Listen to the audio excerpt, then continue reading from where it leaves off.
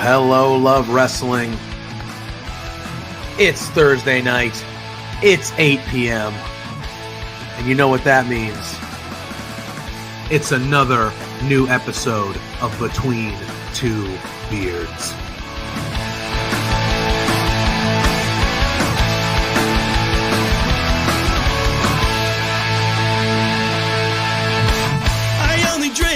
Can we start off with the biggest news of the week? The Rats lost!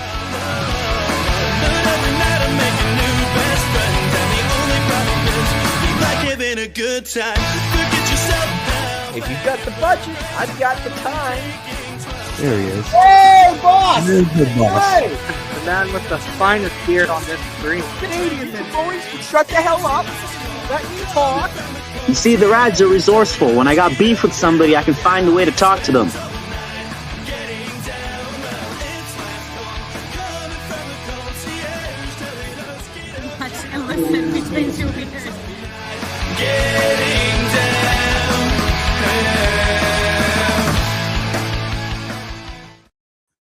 Hello. You grooving, bro?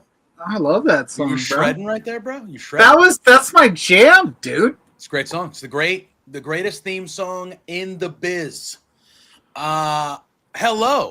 It is 8 p.m. on a Thursday, and y'all know what that means. You see Pluggo. You see myself. We're partying. We vibing. We're here for some Between Two Beards. We got the Hive, Joshua, in the chat. I'm sorry, he doesn't like when people call him that. Josh. Ooh, I was going to say. Boss man. He still keeps me employed over there at the Hive. I appreciate it. Yeah, you do pretty good.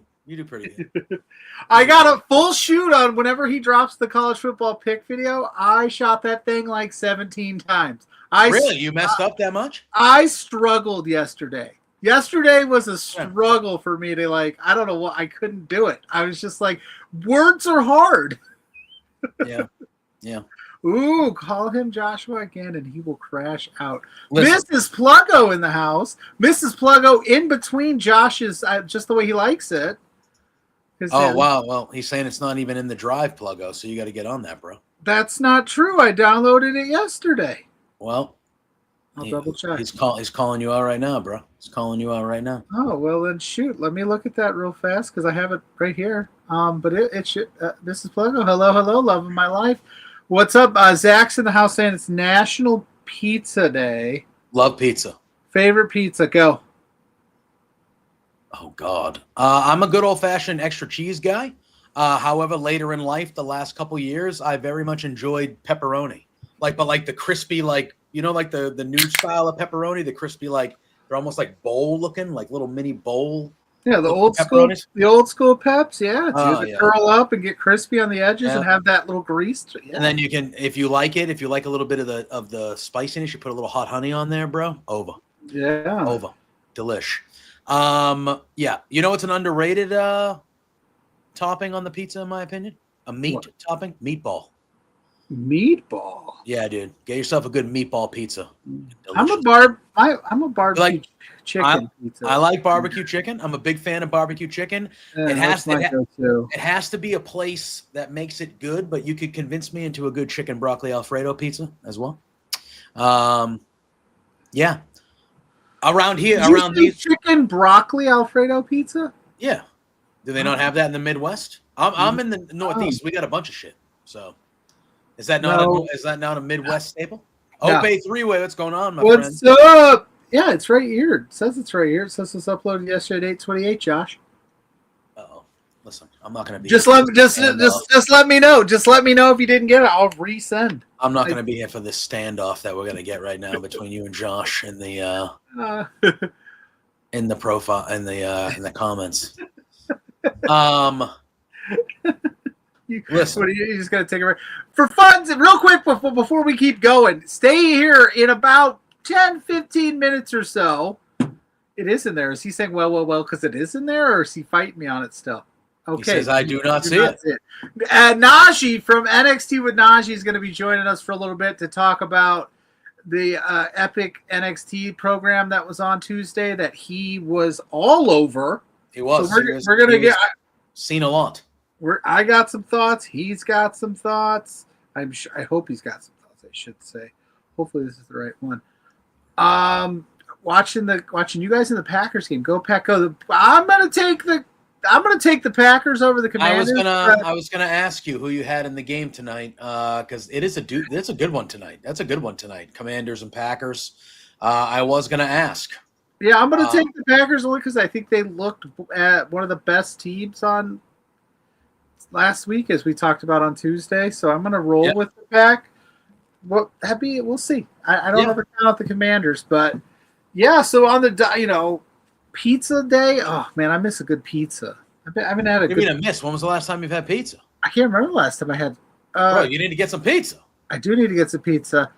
I actually told Mrs. Pluggo the other day because I've been on this I don't want to say diet, but I'm just trying to eliminate a lot of the stuff that I would eat, and it was that's just pointless to do that. It's bad for you. Yeah. So I was like, Domino's is probably worried about me. I'm surprised they haven't sent anybody to the house to check on me because I haven't ordered a pizza in a while. But I could. When you come my way, I'm gonna take you off a real pizza. I'll eat a real pizza. I'll eat a pizza. Josh is saying I'm not gonna say my opinions on the Savannah Bananas because I'm gonna sound like an old man. They're awesome, bro. Please. Yeah, they are awesome. They're fun. It's not real baseball. But they're fun. But it's a form of baseball. Barely, but good on them. They're a successful business. They do good stuff for their fans. They're entertaining. I would gladly go and support them. Just don't call it baseball. What would you call it then? Baseball entertainment? I would, at the very most, yes. What do you call it then? I would call it just entertain. It's the Harlem Globetrotters, man. That's basketball. Barely. There's no rules, brother. If you hit a foul ball into the stands and someone catches it and the batter's out, that's a nope. Mm-mm. That's awesome. Tell me that you would love that. Yes, for children. But anyway, baseball adjacent. No, we sat down last weekend and watched a game because I kind of been. It was sad. It was like Sunday morning and we weren't doing anything, and I was kind of wrestled out for some. We had a lot of wrestling last week. So I just put on. We have a lot of wrestling next week, buddy. Oh, I know. I put on the Bananas. I had a good old time. Oh, look! No, I'm not saying they're bad. They are very. Yeah, Josh is not coming to America. I would not recommend it. We're not getting into that, but I would not recommend it. But yeah. So I'm gonna get some real Boston pizza, huh? Look, I'm not gonna sit here and pretend that Boston has good pizza. You can find good food everywhere in Boston. But like Chicago, like New York, this is probably the only nice thing you'll ever hear me. Like New York pizza is of its own. The best pizza city actually is New Haven, Connecticut. It sounds random, but New Haven, Connecticut has like 3 of the best pizza places on earth. They are actually the pizza town capital of the world, New Haven. What's up, Fernando? But hey, don't worry. Somebody that I trust told me you have yourself you could cheat a little bit. You don't have to be a strict guy to make it work. Yeah. So don't worry. You got to treat yourself sometimes. Yeah. I'm not, like I said, I'm just saying the Monster in the morning with a Slim Jim and some gummy bears is probably not the best way to start the day. No, you need an actual real breakfast so you have energy for the day and stuff. So we eliminate that and go with something different. Yeah, you know what I'm saying? Here's the thing with Chicago deep dish.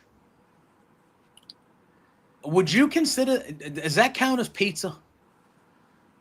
You can't eat it with you. You cannot pick it up and eat it. Well, like a you, slice of well, pizza. you just said that the Savannah Bananas aren't baseball, so I don't know where your head's at. And here's the thing: when you go to Chicago, right? When you go to I've Chicago been for there, the first time, the main two companies are Lou Malnati's and what's the other one? Giordano's or something. No, is that what it is? I think I got the second one wrong. But it's Lou Malnati's and whatever. You don't need to go to either of those. Where you need to go is a place called Pequod's. That is the best Chicago deep dish pizza. Pequod's. I was told by a Chicago native, and I went there, and I was actually very impressed. And the other times that I had Chicago deep dish, I thought it was tasty for sure. Great meal. Did not live up to the billing that I was told Chicago deep dish was. But Pequod's was excellent. Was excellent. It's good. I mean, I'm not a huge fan of it just because I don't like all that sauce. That's fair. That's just me. It's all right. Cook it with the sauce on top, so it's weird. Yeah, the cheese is underneath. Like, no, you need the cheese on.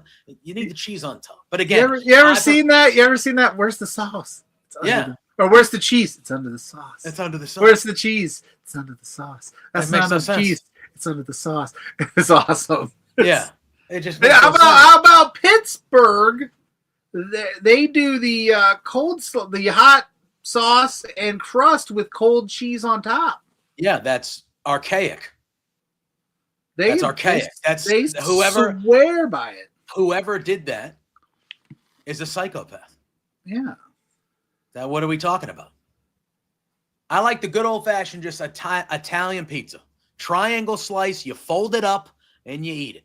That's it. Flat, not thin crust. You need some crust, but a thinner style, Italian style pizza. That is the pizza. Look at all pizza, even bad pizza is good. You can't. You would have to royally fuck up pizza for it to not. You know how many times I've smashed those Totino's party pizzas that are like $1? Yeah. And you double decker them, you layer them up, you're good to go. Pizza's pizza. That's what I'm saying. If Josh is still in the house, I sent it over. Let me know. It's sitting in there right now. I know you're on it's Friday for you, so you probably need that soon. I thought I sent it in. It was sitting there, but I sent it again. But we've talked about pizza. Now listen here, our buddy that's about to come on. I bet he's got some pizza takes. Maybe and we're gonna ask him. He's the world famous NXT with Najee host, Najee himself, aka Mr. NXT. He was all over the place on Tuesday. What's up, brother? What's up? What's up, everybody? How you doing, boys? What's going on? How are you, friend? Doing good. I feel like that's a shorter beard than what we're used to. What? Unplugged? Yours? Not me.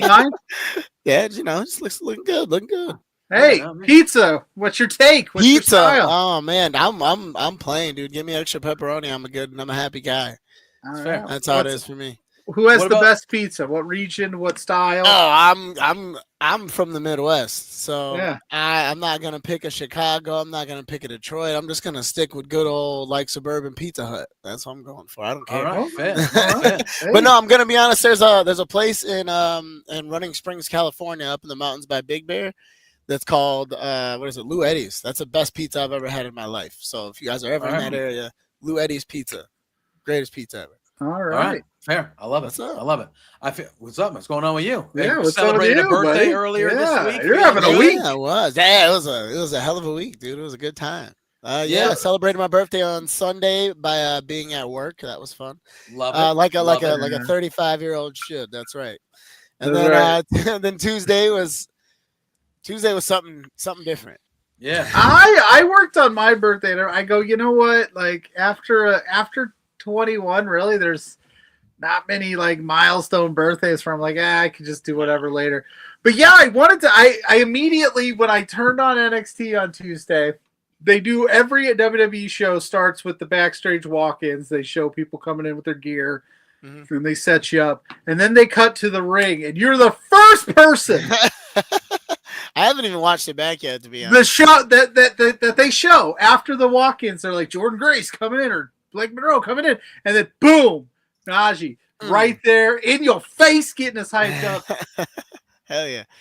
That's sick. That was absolutely wild, dude. Somebody back there was looking out for me. They were. that night. They That knew. was really cool. That was really cool. Yeah, you were spread throughout the show, which was a lot of fun. It was just like, oh yeah, that's our boy Najee. There he is. And I was like, yeah, they knew, they had to know it was the B-Day, and they were like, you know what, spoiling him tonight. Spoiling him. Yeah, I appreciate it. Support back for I give support. I try to give support out as best I can. So that's cool to see it, come full circle. So Yeah, shout out to whoever in production is looking out for me. Thank you. Yeah. Yeah, and then you're standing next to Natalia. You're just that was. Well, that one. Can I tell you? You had to wear the Dodgers gear though, huh? Yeah, so it was a Kobe jersey though. That's the thing. That was the big part of it for me. I was like, what jersey do I wear for my little like jersey themed birthday? And I was like, it's a Kobe Bryant one. You got the 8 on the front and then the 24 on the back. So Fair. no offense if you hate the Dodgers. Go Dodgers. No, go ahead. It's okay. I don't have a reason to hate the Dodgers. I don't have a reason. They Every do time have we played Mookie them, Betts. Yeah, well, yeah. Someone said about every time we played them in a World Series, we've won. So I don't have no reason to dislike the Dodgers at any. There's a reason why you had that confident nod. You do have my boy though, even though he's not having the greatest of years. But you do have my boy Mookie Betts. It happens, man. And every time every other October. Every time I see him, I cry. All right, so now we have our boy DC Hendricks in the house. Am I watching LeBron, Bosch, and Wade talk NXT? I appreciate I'm definitely not dunking. Yeah. Definitely not and then dunking that. DC, if we had DC in the mix, he'd be the Ray. We need the Ray Allen. So if you're free, come on by. But who's Bosch, who's Wade, and who's LeBron here? I mean, I like LeBron, so I'll be all right. I'm not saying I'm as good as LeBron, but I like LeBron more than you guys. I'm Dwayne Wade. JP is freaky Chris Bosh. I'll be freaky Chris Bosh. Can I just say something? Now, this does not equate to the quality of player that this individual is, because Dwayne Wade was a great player. Dirty as hell. Anyway, dirty player. Anyway, that's it. That's all I want to say about Dwayne. Najee, I love you. You can be my Dwayne Wade all day. But I'll pass you the rock whenever you need. Yes. TC said he's the Birdman. Good he's shout. Birdman. Birdman. No, he's better than Birdman. I think you're better than Birdman. Come on now. You're better than Birdman. Udonis Haslem, he was there for a hot minute. Mario Chalmers. Isn't Haslam like a player coach at this point? Like, I don't think he's officially retired yet. Mike Miller, super glued to the floor in his spot in the bench. Like whenever he's on the team. Yeah. Mike Miller was there for a long time. My boy Chris Quinn. I think this was pre Big Three, but he was a Heat for a minute.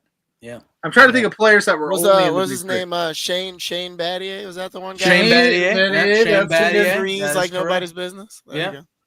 That's a good shout. That is a good shout. Yeah, God, NBA, man, NBA. It's coming back soon. A little bit. Yeah. I'm excited about it, but my team has no Jason Tatum all year, so I don't. There's limited. He's just a top 5 guy in the league. You don't have him. It's like, well, what are we gonna do? But with that being said, I know we're gonna talk a good bunch of NXT, because that show was loaded on Tuesday night, setting up NXT Homecoming, which is also loaded. Next week we're gonna talk that. They and that's all. That's what they want you to know. I can't imagine what's happening. Yeah, I know. Dude, that's exactly. Insane. Like, you don't even include the surprises and the things like that we actually have no idea what are coming. Norris Cole, great shout. Ope 3-way. Norris Cole. Wow. That's a player I have not thought about in a long time. Norris Cole. But obviously the big news in WWE land over the last week plus is the return of AJ Lee. We saw the end of Clash in Paris, and everybody started the review. The reports came out. Everybody was getting excited, and she made her debut last Friday on SmackDown in Chicago to a gigantic pop.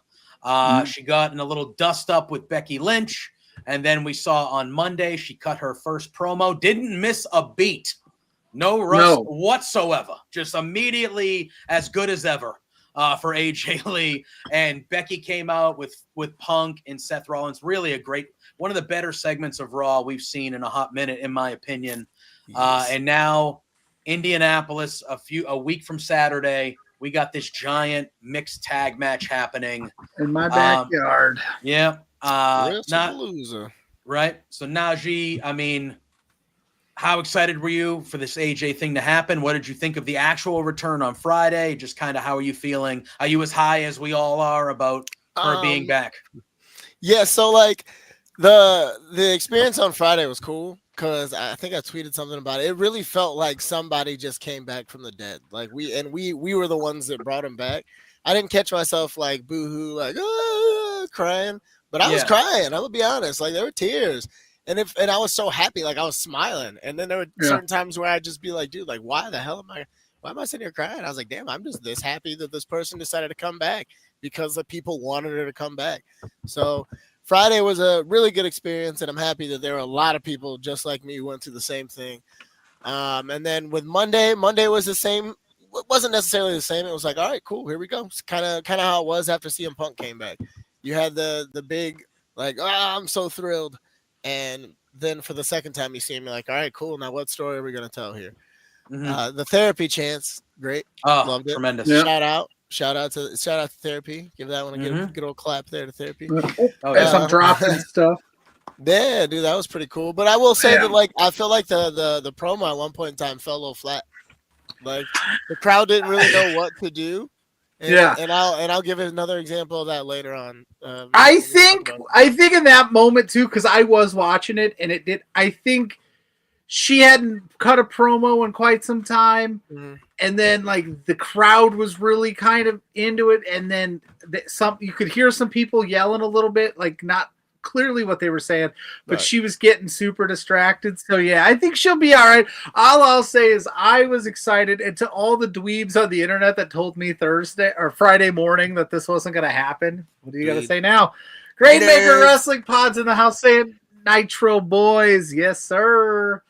That's a fun little thing. A fun little inside joke, Grainmaker and I. But she's back. I was a huge AJ Lee fan when she was, in the Divas era when she was around for the first time. I really enjoyed her little interaction with Seth and that kind of like twinkle in her eye where she wasn't going to let him get the belt and that just brand of craziness that she brings to wrestling. We think we missed it quite a bit. I'm so happy. I was so excited the whole time.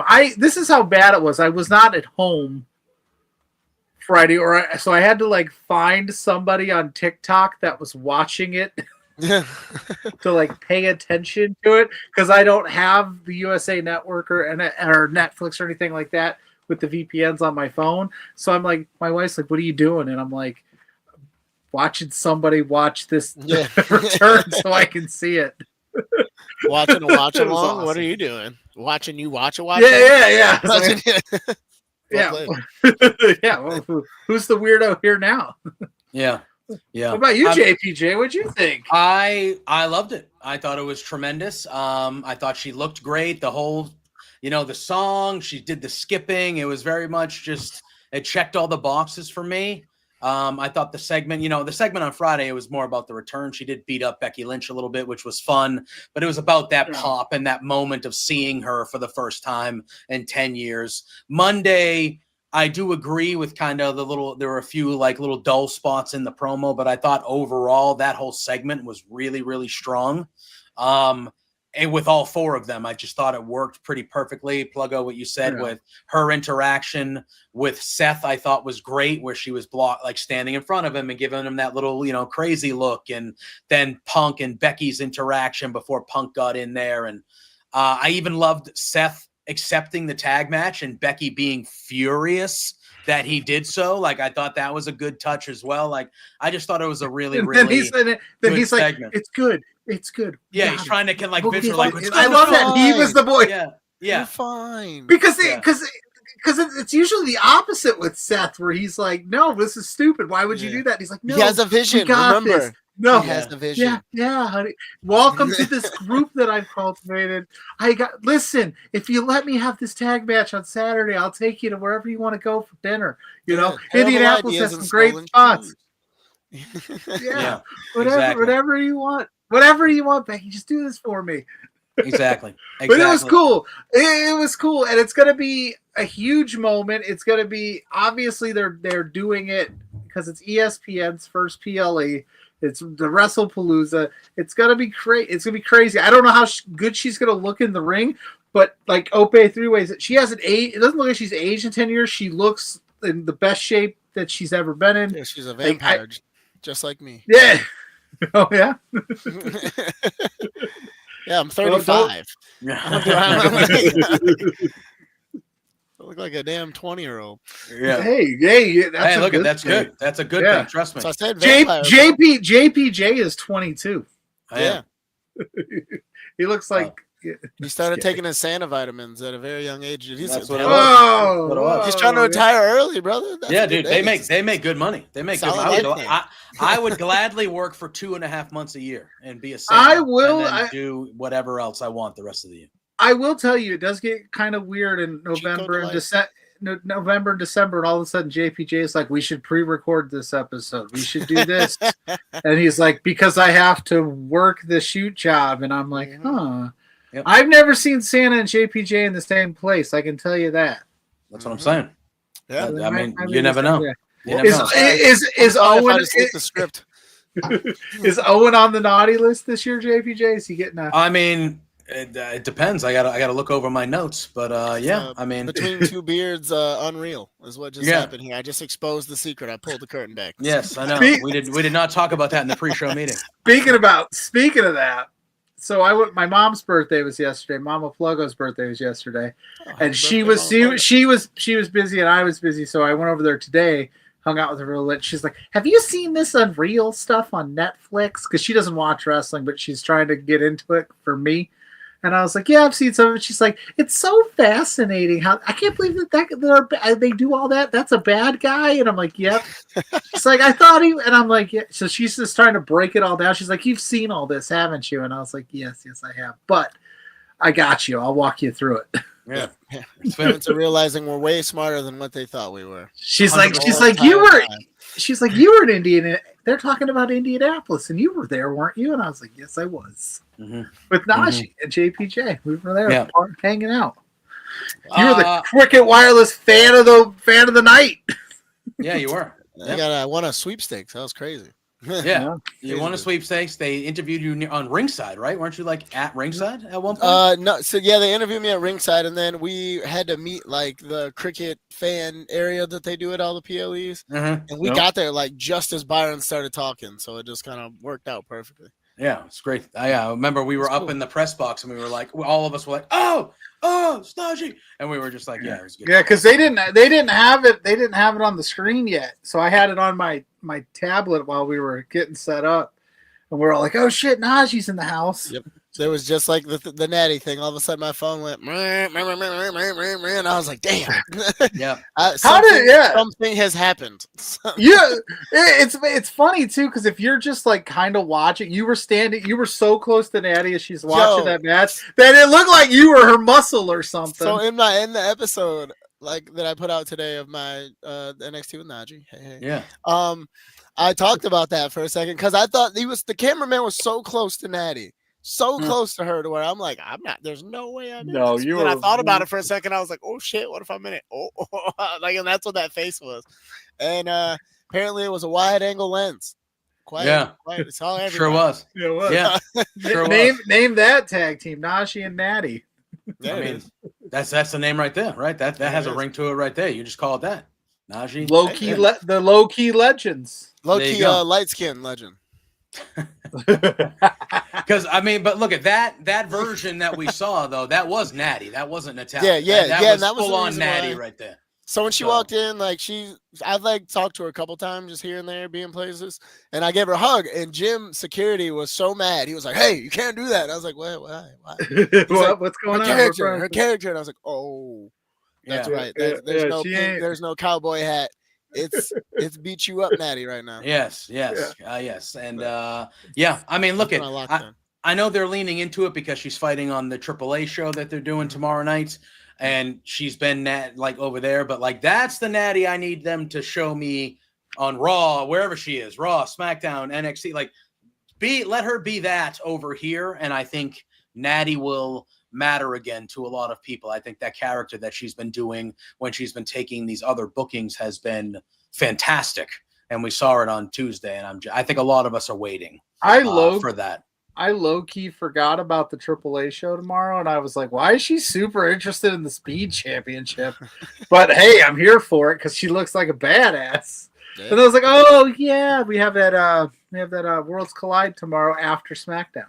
Yeah, people asked her if the character was going to be something we're going to see soon, and she gave some hope. She kept saying, "Hey, it's coming. Just hey, it's coming. We're working on it." So keep the hope alive, people. Yeah, for real. Natty gonna be sleeping people real quick, and Shayna Baszler will probably be the one producing those matches. So it's gonna be great. I hope so. We like Natty around here. We're Canadian-based promotion. She's been on our Quizplex. She's fantastic. But the Natty that we've seen this was just a breath of fresh air when she did the GCW Bloodsport thing and she started wrestling some indies. And like, we're clamoring for it, and they keep slow playing us up. But Tuesday gave me hope that they're going to switch directions and just let it happen. Could you imagine Monday Night Raw? She just destroys Maxine. She just comes out and just decks her. Just Logan Paul punches her right in the face. Kira Tozawa, she just throws him into the third row. Like, oh hell yeah, that'd be fun. I'm here for that. That's how he's the one that retires Tozawa. Because he wants to retire soon, so that's a way to go out. Go out, Daddy.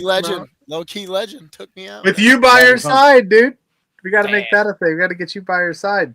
Yeah, 100%. Yeah, that's right. She's a lot shorter than I thought, and I'm short. Yeah, so that caught me off guard. Yeah, that's fair. It'll look good. I need to ask you something because obviously you have the privilege of being in where they film NXT quite often, weekly at this point for the most part. Why does everyone hate Josh Briggs so much? They were saying, "Get out of here, Briggs. We don't want you no more." Is that what they were saying? It sounds like they were saying a little bit more things than that. Essentially. Remember that scene in Joe Dirt when he's like, "We don't want you around here no more, Dirt." Yeah. Now she's like, "We don't want you around here no more, Briggs." No, so J Movie Mania is the same guy that started like the Hulk Hogan, we're coming for you chant. Sorry, don't cancel me. I know he's passed away, whatever. So one day, I can't remember, he told us a story. I'm not gonna share it, but he told us a story just about a situation that he was involved in. And I guess that story kind of got around to the crowd, and the crowd is just not really feeling it. And plus, he's a good heel. Plus, if you play the role and you accept the fact that the crowd's not vibing with you and you do it so good, the hate's only going to get worse. The heat's only going to get worse. So I think he's doing exactly what he's supposed to be doing. And I definitely started the Briggs go away chant. So I'm sorry. Yeah. But it's fun. It went on for like a good 6 minutes of the match the other night. I think then it works because he has this good match with Javon Evans. Like, it was great opening match, and he ends up getting the victory and beating Javon, and it's just leans even further into it because everybody doesn't want that guy to win, and Javon's one of the favorites of everybody. And he ends up beating him, and it's like, son of a bitch. Like, these people are, like you said, for 5 or 6 minutes, you're chanting "go away," and then at the end of the match, he's like, "Hey, I want you to go F yourself. I just beat your boy." Yeah. Hate me more. Shawn Michaels is like, hate me more. So I'm curious to see what's going to happen with that. I don't know. I have no idea. I have no idea. I'm still kind of a mutual figure in it. It's fun doing the chants, and I'm mainly just doing it just because he's a good heel. Yeah. When you go to these things, are you one of those that you want to know what's going on before you get there? Or are you like the surprise? Because this was the show that we had. Mello was back. Prince Pretty, Tyler Breeze is back. And then obviously the big news was, Stephanie, Tiffany, and Rhea were there. So like, were you happy to just find out in the moment? So I'm not gonna lie, I did ask about the ending just because once I saw where I was sitting, production wouldn't tell me who was gonna be sitting there. So I was like, I want to make sure that I'm ready for whoever could be coming. So that's how I found out about the three, because I had just reached out to sources and whatnot. Found out about the last three, but I didn't know about Natty. So that was really cool, just because like of past experiences running into Natty and whatnot. But I really, really like to just be surprised. Corey Hayes from Body Slam came a few, like maybe 2 months ago, and was sitting next to me. And if you're watching, he'll remember this moment. I had literally at one point in time was like, "Dog, shut up!" Like I was like, "I don't want to know." I was like, "I don't care. I don't want to know." It's even being involved with it and meeting all these different people and getting more involved in the NXT family. It's still so much fun to be a fan and be outside the know. Yeah, absolutely. Next week is NXT Homecoming, and they're clearly making that a gigantic show. They're going back to Full Sail University, which should be fun because, for a lot of us, I mean, not even for, that's where this all started. And, I really love what NXT has been doing this last year and a half to 2 years. I think it's consistently the best show under the WWE umbrella, and I think it's been that way for about a year, a little more than a year. But I first fell in love, as many of us did, in Full Sail with that NXT, that black and gold NXT, and that whole era. In my opinion, at the time, it was the best wrestling federation or whatever in the world, in my opinion. Have you all, and I know you go to the NXT, now, and you've been doing this for a little bit, like, have you always been an NXT person, or is it mainly because of the experiences you've kind of been like, NXT's my baby kind of? So I've been a WWE guy my whole entire life. Like that's something that goes back as far as I can remember being like 4 years old. Okay. NXT, I will say at one point in time, I was not an NXT guy. I really, really was not. I didn't watch it much. I remember during COVID, the match that got sent to me by my best friend from high school, his name's Sean Robinson, still my dog to this day. He sent me the Adam Cole versus Pat McAfee. Pat McAfee, yeah. And he was like, "Bro, what?" and then I locked in with that. And that's when I kind of started going back in and doing some more NXT research. I moved to Florida because I wanted to get more into the wrestling stuff, but I still didn't know that NXT was here. We went to a place called Wild, Florida. A lady in line saw that I was wearing Stone Cold Steve Austin socks and was like, "Hey, they film NXT here, right?" You're like, just nope, decided I do to end now. up going. Yeah, decided to end up going, and maybe after 4 months of going and kind of doing stuff like this and just kind of talking to people about the experience, that's really where the inspiration came from. And now that it's been such an organic relationship built with the people behind the scenes and the people in the crowd, it feels like I've been a part of this forever, and it's really fun. That's awesome. I love that. If you guys could have one NXT superstar, regardless of status right now, come back for Homecoming, who would it be?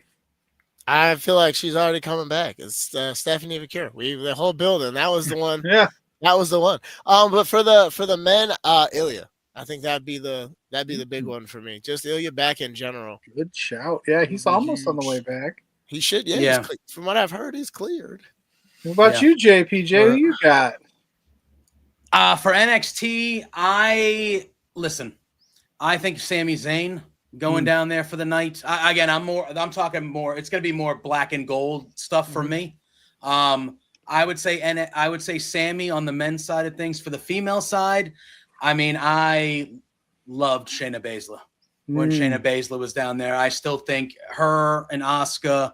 I just love Shayna Baszler. I feel like Roxanne has gone back already enough since she's even been promoted to the roster. But I would love to see Shayna Baszler. I would love to see Asuka go back down there maybe for a match. Would be awesome. And then the other one, I mean, I wouldn't mind seeing Hugger Bailey show up for a night. She's doing that character where she's kind of being one or the other in her own brain. Like if Hugger Bailey showed up with the side ponytail for a night to scrap with someone, I would be okay with that. Yeah, I wish they did. I feel like they could. I mean, listen, they got you know who was one of my favorites in Black and Gold? Tyler Breeze. I friggin' love that character. I love that guy. I still think it was one of the biggest whiffs on the main roster that they did. That guy should have been a comedic / rotational character for a decade. There was no reason why he should not have been that. An absolute fumble. He's coming back for a one-off against Ethan Page. That's going to be terrific. Yeah, and that's what I was talking about with us kind of being in shock and not really knowing what to do with the return, kind of like the AJ Lee thing. This is what I was going to kind of circle back to. When he came out, people on the internet was so mad that he didn't get a huge pop. Yeah, the crowd felt very quiet. That's because the crowd was like, whoa, like, whoa, wait a second. Like, what's he doing here? Yeah. I did the same thing at home. It out, like, because we all looked at the stage, but then he came out from the back. Yeah, there was really nothing to let us know that that's where he was coming from. They just turned all of his, like, you know, it's just Tron and stuff on. So we're all staring at the Tron, and that's why I feel like there wasn't really initially a pop.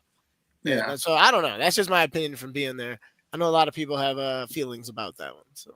And I don't pay super close attention to all the dirt sheets. I mean, I see things here and there. Obviously, in this business, we run into spoilers, but I don't remember seeing Tyler Breeze mentioned anywhere as a possibility. So you take that second, you're like, oh shit, okay, cool. Like, and then him going against Ethan Page is going to be fun. That's going to be a good time. It's going to be a real good time. One other thing I need to ask you about, because I think that NXT has perfected this over the last little bit, but the Joe Hendry bit.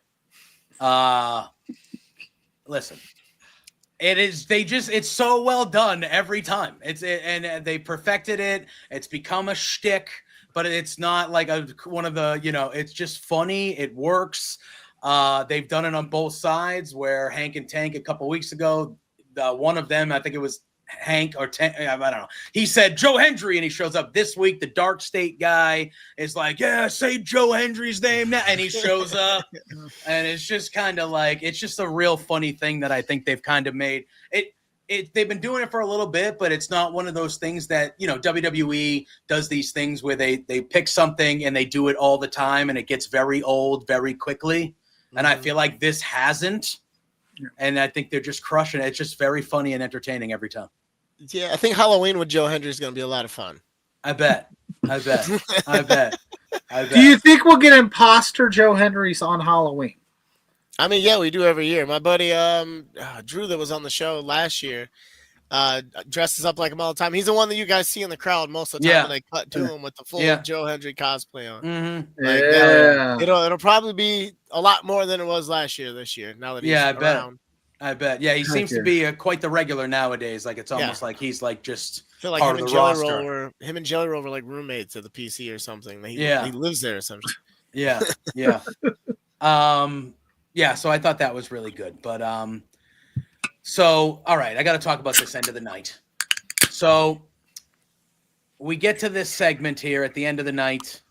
JC Jane's in the ring. She's talking about, you know, she's ranting. They go to, I know you're there live, but they go to commercial. They come back from commercial. She's still ranting in the ring. The other two are looking at her like, when are we going to just beat the piss out of this girl? We're sick of her. She degrades us all the time, but she's going saying she's the best champion of all time, all this. Stephanie Vaquer comes out. Everyone loses their mind. Yeah. She comes out. She talks a little bit. And then Tiffany Stratton's music hits, and everybody goes, "Holy crap! All right, wow, all right." And real quick, but before you get to so JC also said she was the greatest women's NXT champion of all time, which then prompted this. And Stephanie came out, and JC was like, "All right, like I'll talk my shit." Tiffany came out, a little less shit talk, but still had this like "I'll kick your ass" grin, and then. That's when you go, JPJ. Yeah, because Tiffany even says it on the mic. Tiffany goes, "I don't think Mommy's going to be happy that you're talking like that." And then you can hear the crowd go. You hear the crowd just go, "She just said Mommy."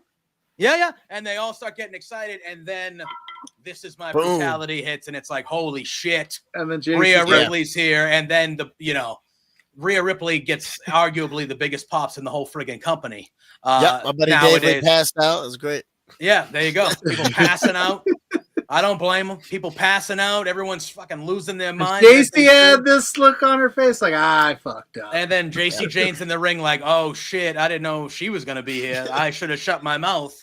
And then we find out they're having a massive 6-woman tag next week on Homecoming. The unlikely team of Stephanie Vaquer, Tiffany Stratton, and Rhea Ripley going against. Weird, but it's awesome. Yeah, it's awesome. AKA, as I dubbed it on social media, the 95-96 Bulls. Yeah. And JC and crew are the 2011-2012 Bobcats. There we go. There we go. This thing should take no more than 5 minutes. Yeah. And Jasmine and Fallon are absolutely walking out. Both teams owned by Jordan. I wouldn't. Oh, that's actually a good pull plug. Fallon and Jasmine. This is how I think this is going to go. This is I posted it and I'll put it here and we'll talk about it further. I think that JC berating them is finally met their match. They are going to walk out on her, leave her to her senses. Devil's kisses from Stephanie Vaquer. She tags in Tiffany. Tiffany hits the prettiest moonsault. Rhea does that pin that she loves so much. After she hits her with a riptide, they run the finisher train on her, which I know is a terrible way to present your NXT Women's Championship, but in JC Jane's character, it makes it actually, I think, it works really well. Yep. So that's how I see the night going. But that I would could be wrong. That would be good. I like that. I like that too. I would like that a lot. I think, they've been teasing that, especially with Fallon. But they've been teasing that, and now they're both, like, you can constantly see when JC Jane is cutting those promos, they are standing a little behind her, and they are looking at each other the whole time, like, we got to clock this. We got to clock this one here soon. Mm-hmm. Like, we're getting tired of this shit. I see the vision here, and I think the vision is Lainey Reed, ladies and gentlemen. That's the vision. Well, you think she kind of they go with her? Yep, that's what I think's going to happen. I've been saying that since I think Stand and Deliver is when I first kind of started thinking that one. Because Laney's been kind of creeping around Fatal Influence since right before Stand and Deliver. And the closer we get to this little feud that's eventually going to happen between Jasmine and Fallon and JC, the more Laney is just there. Like last week, she was just there on the pillar during the end of their match when everybody else was coming out. Mm-hmm. So I think Laney is going to end up being that third person in Fatal Influence, and JC's going to get the boot, and that's when JC gets to go off, possibly even get drafted. I wouldn't hate it. Hey, I wouldn't hate it either, because I look at this and it's clearly that this match is a standalone match. This isn't something because Stephanie's got EO for the women's championship. Rhea's not. Rhea's well above the NXT championship at this point. She's always in the world title mix, and then Tiffany's got Jade, so I don't think maybe we get one more, but I don't know if they're going to do any like split off story here where one of those three challenges JC for the NXT. I think you just named off the way we get Asuka, Io, and Kyrie on Tuesday. Oh yeah, because they got okay. Yep. All right. Maybe Io comes out and tries to do something, but then has some sort of interaction with Rhea. And then next thing you know, here comes Asuka. And then Fatal Influence wins. Kyrie! Listen. I just think Asuka is super jealous of the relationship that Rhea and Io have, and she's just like pissed about it. I am so ready for Asuka versus Rhea Ripley. I am so ready for that. I love Asuka. She's always been one of my favorites. Clearly going 100% heel soon on EO. I think Kyrie will end up turning with her eventually. Maybe not right away, but eventually. But Asuka and give it all to me. Asuka and EO, obviously, I need to see it. But when they've been teasing that Rhea Asuka, I'm like, please, yes, I will gladly watch that. That match should be ridiculous. And then I know this didn't happen at the end of the show, but I am a Massachusetts boy. I am a Boston boy, and Carmelo Hayes is my boy. Yeah. And there you go. Rocking it. I knew it was going to come up sooner or later. Yes. Yes. I was just hoping you were going to take that hoodie off. Show some. I was going to say, Pluggo is an lose, anti-Michigan man. Pluggo is an anti-Michigan man. Win or lose, baby. I thought you were going to say something sooner than that. I almost said something for you earlier. There. I love Najee that much that I held my tongue until he started. I was, but it is what it is. Yeah, I think I wore a Pistons jersey one time too, and you were like, I don't mind the Pistons. That's fine.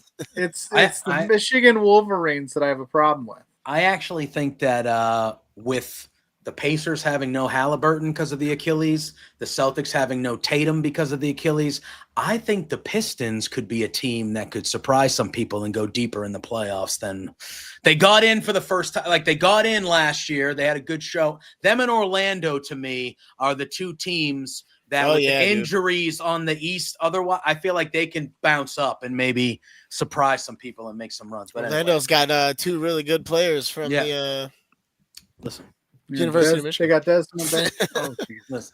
Listen, here we go. Don't get Pluggo started. I can already see the fumes coming out of him. He's wearing a hat, but I know the fumes are. He's trying to find something. If he took off those headphones, steam would be coming out of his ears. No, but we see the return of DIY. They show up. They get out there. They're having a good time, and they are interrupted by Trick Williams. He comes out. He's talking his trash. And they say, there's two of us, there's one of you, let's go. And he's like, I got an idea. He goes, I'm not alone. Carmelo Hayes comes back. And now we have a tag match next week on Homecoming.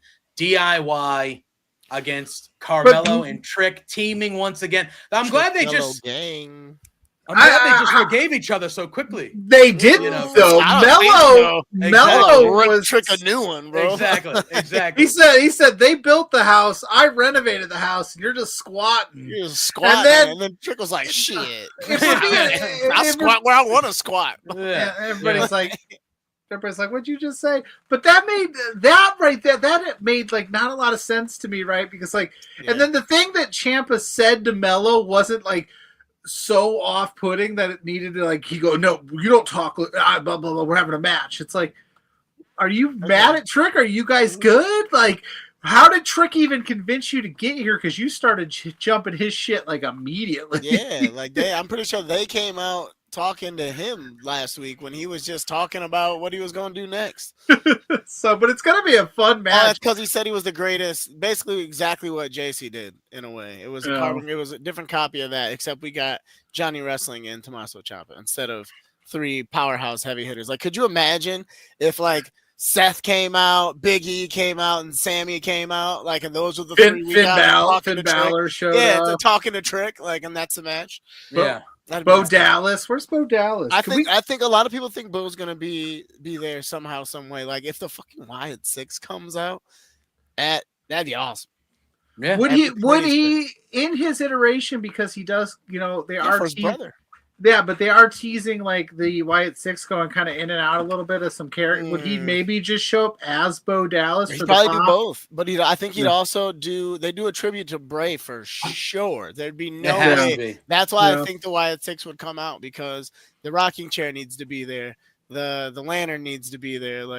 They need that place filled with fireflies. I think that's a perfect thing to do if you're on production. Are you bringing two? Are you bringing two phones then to get double Firefly action going? Or nah, just one, man. Just the one. Okay. If I get two phones, people are gonna start asking too many questions. Yeah.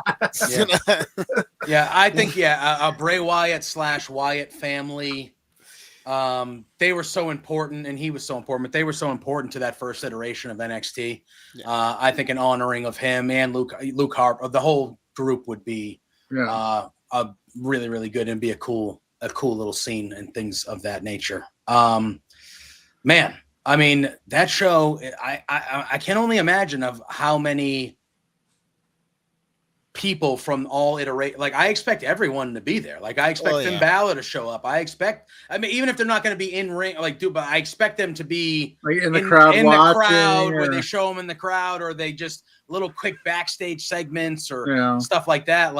When you look at the main roster nowadays, a lot of that main roster came through NXT, a lot of it. And I would be shocked if we don't see a lot of those people kind of making a one-off, hey, fly down to Full Sail. Let's give the people a good show. How far is Full Sail from where they record the stuff now? It's 10 minutes. All right. So are you? Yeah, put us in a bus. Like, Oh, dude, where all right. we park at Full Sail, like to get on the bus Oh. to go to NXT, and like the place to where we usually go get like food and have a beer or whatever before we go to the show, is right next door to the building that they're going to be doing the show in. So it's going to be Oh, okay. super easy for me and my people to just walk right over. All right, Nice. Because I was going to say, it's going to be packed though, because I heard back in the Full Sail days, it used to get a little rowdy in there before and after show. So we shall see. It was, yeah.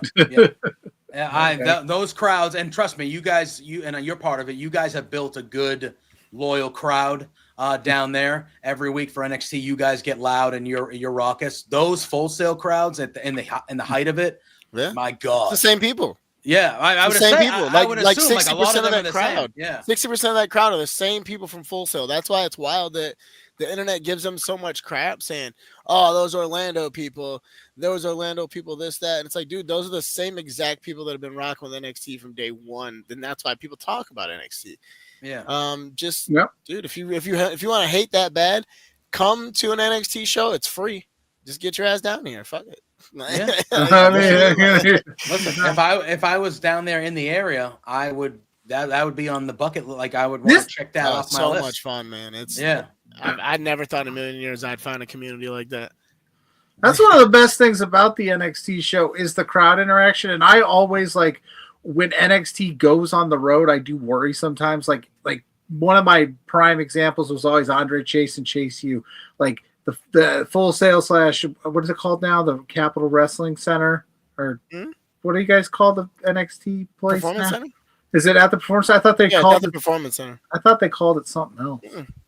Maybe I'm Just losing the PC. it. Well, at the PC, right? So like you guys get all hyped up and you guys all love on that Chase U. And I'm like, will it translate to these non-NXT people that have been sitting here all week? And in a lot of ways, you guys actually like cultivate those chants that do go on the road with these people. Yeah. And you know what I'm saying? So it's a really cool thing. It's almost like they're working from the ground up and you're helping cultivate the crowd reaction when they go out of the PC area, which I think is cool because it's nice the Lyra Vacaria, woo, is a PC creation. Mm-hmm. Whoop that trick. You heard that on SmackDown the one time you came out. Mm-hmm. Like, dude, anytime, like it's starting to die down a little bit in the PC, I will admit, but like anytime they go on the road, that whoop that trick chant is crazy.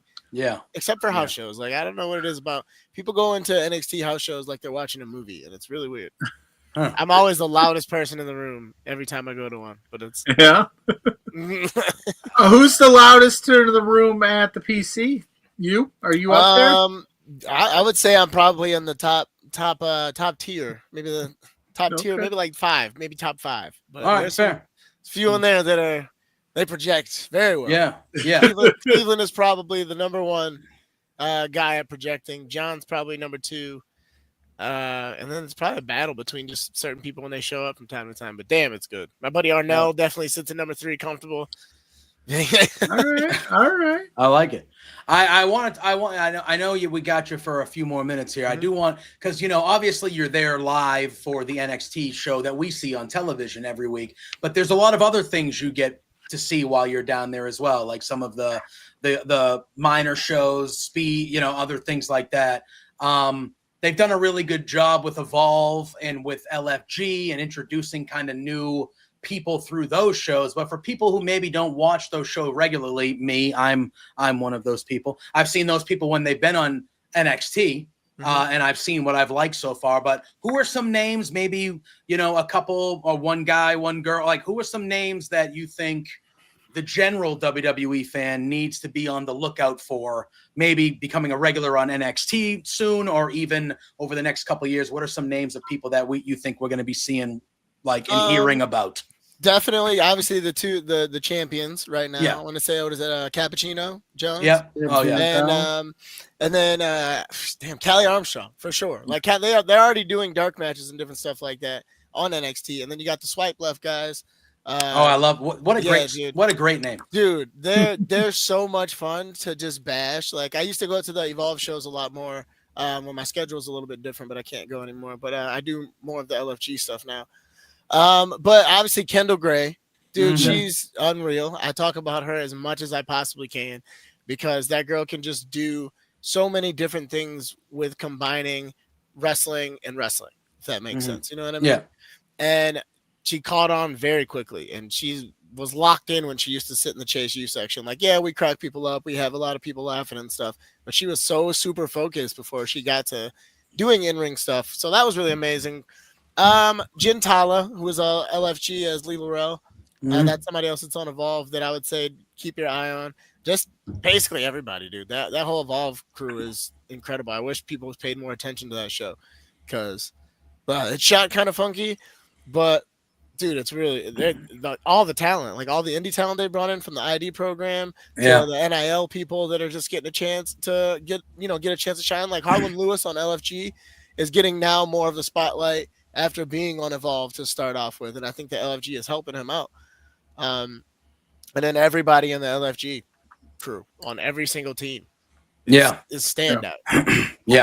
We had a guy named Shady do a dark match this week. I think it was his first one. I think he's from Canada, and he was like a Olympian jiu-jitsu fighter. Wow. And he looked really good in his first match. Dude looked comfortable. He's got like almost like a Rocky look to him. Oh, like all right. Like a grunge Rocky. Okay. So, okay. That's right cool, up my alley. Yeah. And he goes by Shady. Interesting. Shady. He's so crazy. Yeah, there are a lot of Slim Shady chants. I tried as good as I could, as well as I could. No, I'm a big fan of the swipe right guys. One of those guys in particular, Ricky Smokes. Yeah. He cut his teeth in chaotic wrestling in the Massachusetts, New England area. So I saw a lot of those guys. I saw a lot of him. He was the chaotic world champion within the last calendar year before he obviously gave it up to kind of go do what he's doing now. Real good. Jack Hartwell is excellent as well. I've got to see a lot of his stuff on GCW and things like that. Real good. One of our own LPW, Zoe Sager. Eventually, I think we'll see a lot more of her down there as well. She's one of the best wrestlers in the world. Period. Let's hope we see a lot more of her. Yeah, you better. As well, you better. Yeah, watch it. But a lot of good young talent that they attained and are building down there as well that we haven't seen a lot of yet. Mm-hmm. That when we start cycling through and these people that have been down in NXT for a while now eventually make their way to the main roster, have a whole Vegas, yes. Yeah. And they have a whole plethora of people that they can just kind of move right up to NXT and just keep funneling it up that way. And they're kind of like building that out. With the rumor mill that's going around, I think if they do end up moving NXT to Vegas, I think it's safe to say that Evolve will probably stay in Orlando just to keep that the home base for the developmental, for the new talent coming in, for the people that they can kind of work into the system of an LFG or this time, whatever. Because LFG in Vegas, I feel like would be awesome reality TV. I think so. Really good. Yeah. A lot of good reality TV shows are shot in Vegas. Yeah. I like what they're doing now. I know when the WWE ID program began, everybody was worried how it would affect the indies. And so far from my watching of it and covering it, like I haven't seen anything where it's like I've seen WWE ID talent losing matches on shows.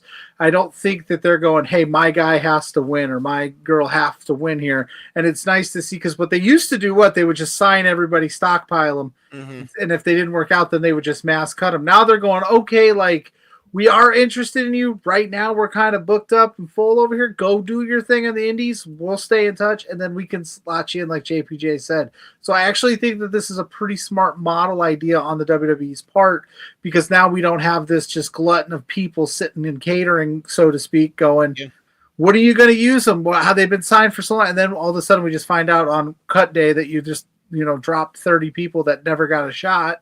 Now they can keep working every week. So I love the idea here. Yeah. I don't hate it because again, like I said, like everybody was super worried that they were going to take over the indies. And I haven't seen it yet. I saw Marcus Mathers take an L the other night at GCW. Like, it happens. It's okay.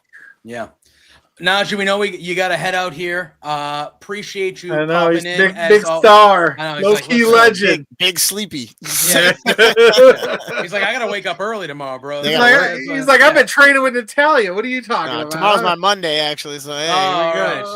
Jeez Louise. But no, we always appreciate being able to talk to you. And when you have on, happy belated birthday. Yes, sir. Hopefully you enjoy the rest of your week. But before you leave, we know you got NXT with Najee. Let the people know where they can find you, when that comes out, where they can find that. Tell the people where they can access all your stuff, my friend. Yes. Thank you guys again so much for having me. I appreciate you.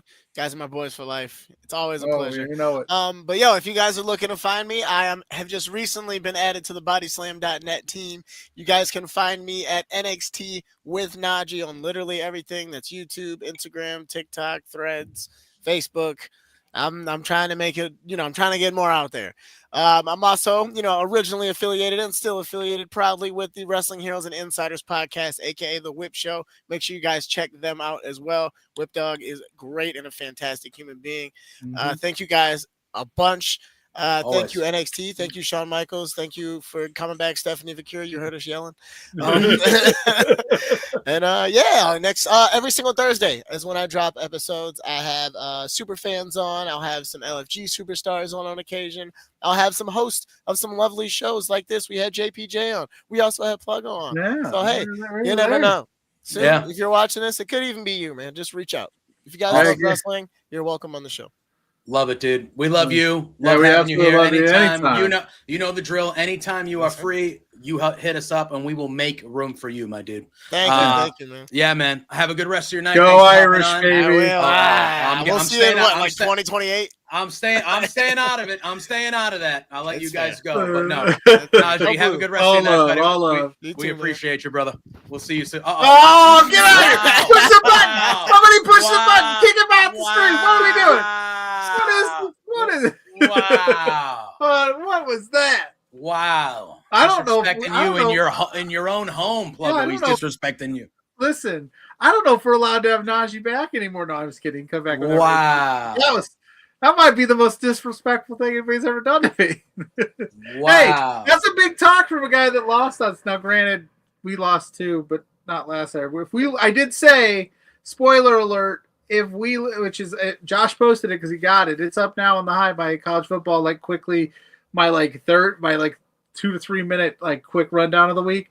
I did say if we lose tomorrow, then the playoff hopes are done. You can get in with 2 wins. Not with if your 2 losses are the 2 biggest games on your schedule. No, not Notre Dame.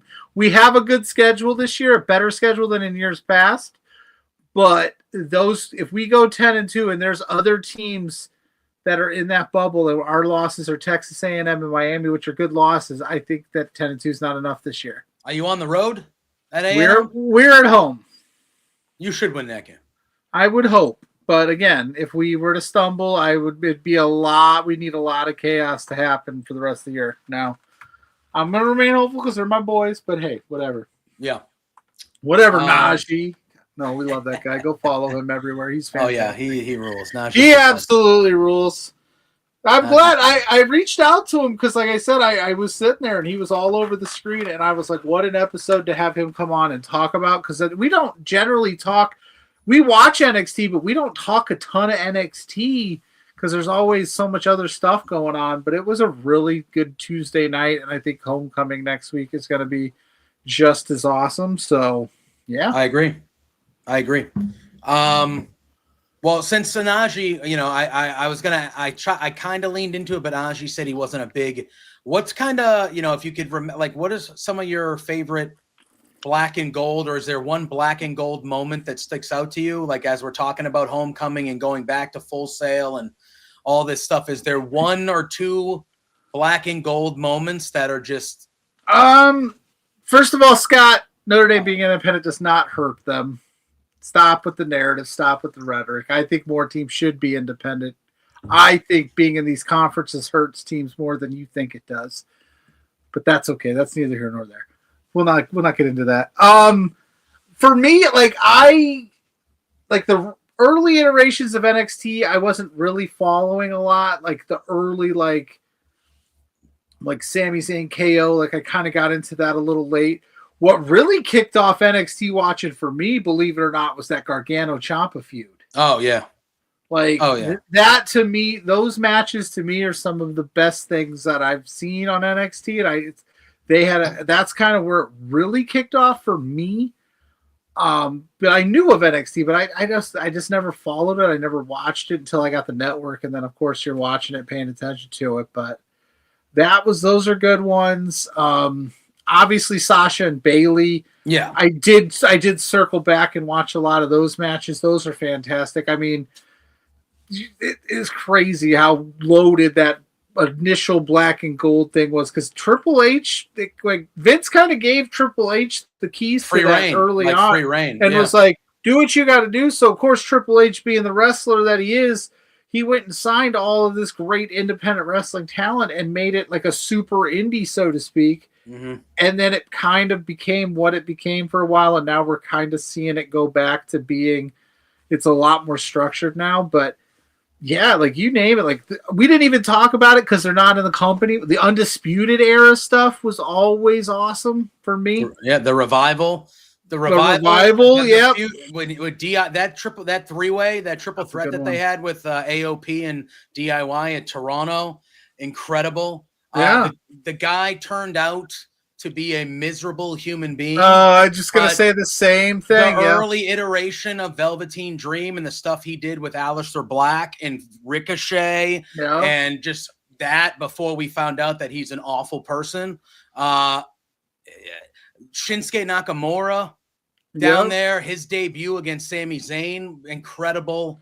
You had Samoa Joe when he showed up, and just Kevin Owens showing up and debuting the same night that Sami Zayn wins the world title, and then KO turns on him and gives him the apron powerbomb at the end. It's just like those moments are just Drew McIntyre when he first came back down there. Andrade and Johnny Gargano, probably you can make an argument the greatest match in the history of NXT at that Royal Rumble. I used to joke black and gold.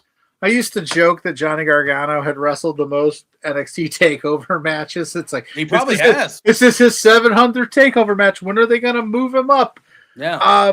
But that's what I was saying. So AEW, how we talk about AEW pay-per-views now, where we go, man, it's hard to pick out one that just was a real stinker. That was the takeover era. Those 100%. Takeovers, it was like, but it wasn't like AEW where they put 14 matches. It was like 5 matches. It was maybe 6. And they were all they would just go out there and kick the crap. That Ricochet Adam Cole match where Ricochet did the moonsault and the super kick to the face. Like they would leave them all in the ring. Like, and now NXT's changed. It's a different vibe now. It's a different model. But those takeovers, dude, always hit. And it used to be like amongst the IWC, it would be like takeovers would happen on that Saturday night. So it was like boom, and there would be this fucking unreal show, and then the whole talk was like, the main roster ain't going to be able to top that, dude. The main and a lot of times they didn't. They didn't, but you could tell that the main roster the wrestlers were like, "Fuck that, we're going to go out there and, hey, we're on the main roster." You know what I mean? And it turned into this. It became real good. Their takeovers became like the pay-per-views to watch. That's what you wanted to see, because they didn't do them every month. They did them like quarterly. There'd be 5 of them or 6 of them. And so when there was a takeover weekend, when we were getting that double wrestling weekend, it was like, oh baby, like Saturday night, that takeover is gonna hump, man. And then Pete Dunne, Tyler Bate match from Chicago. NXT, fucking incredible. Any Ilya Gunther match was always good. But then they had that moment where they were like pumping them up, and they beat and won everything in Survivor Series except for one match or something. And then all of a sudden, like Vince decided, like he's like, no, I'm not pushing this anymore. We're gonna completely change the game and build our own stars and change the narrative. And that 2.0 era was a little rough, but it looks like they're getting back, because there's still some 2.0 era talent on this current roster. Yeah. But they looks like they've kind of changed up how they're doing things, and there's some things that make sense. And obviously now they have the TNA partnership, so they can use some TNA. But they're getting back to signing big names like Jordan Grace, Blake Monroe, Ricky Saints, like.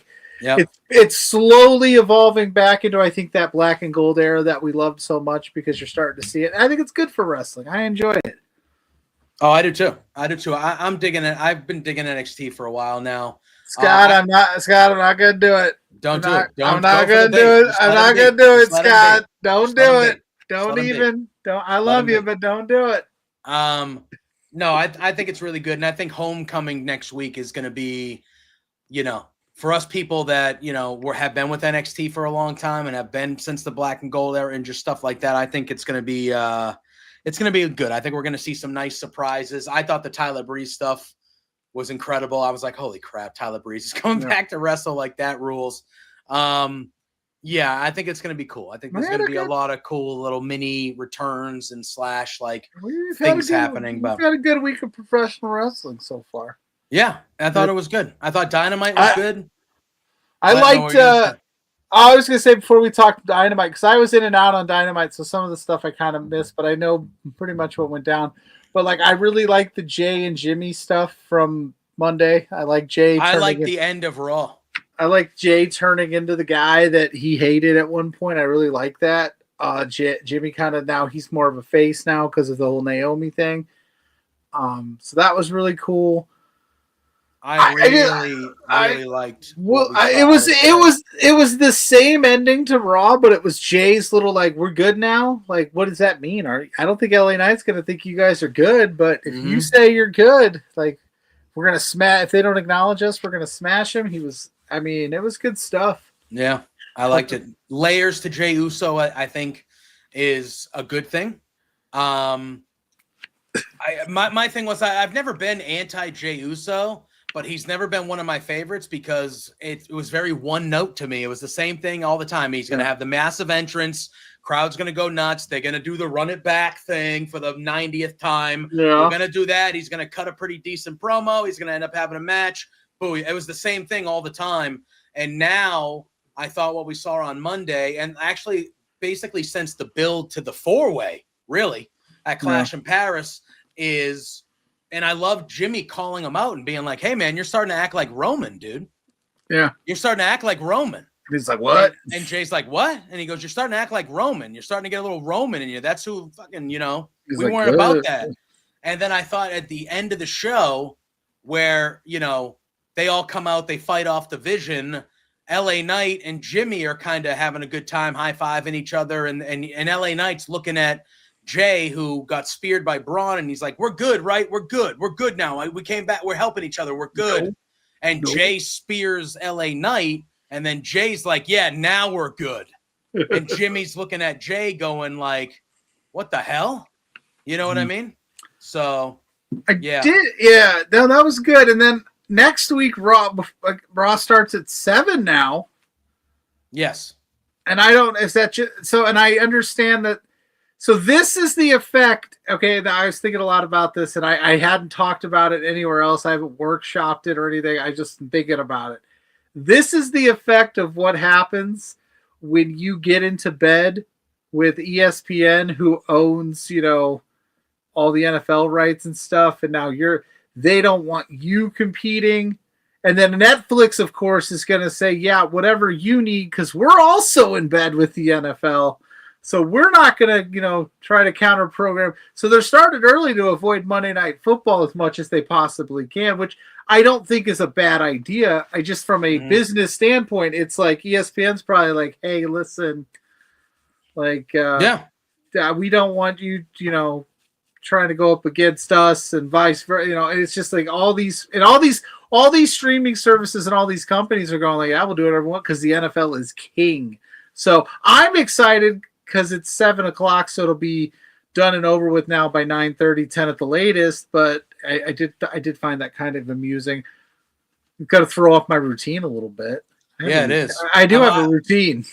Yeah, I know. Well, I think also another thing is, aren't they doing like double Monday Night Football for the next 4 or 5 weeks? Is that like?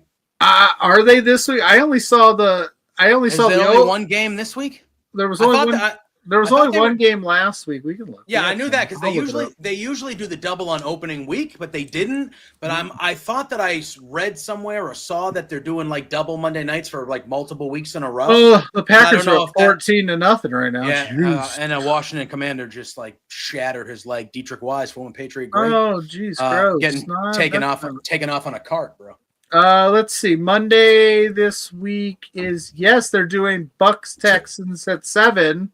Yeah. And then they're doing Chargers Raiders at 10, which is interesting that they would move to 7 now, but I guess, and then next week there's 2 more, I think.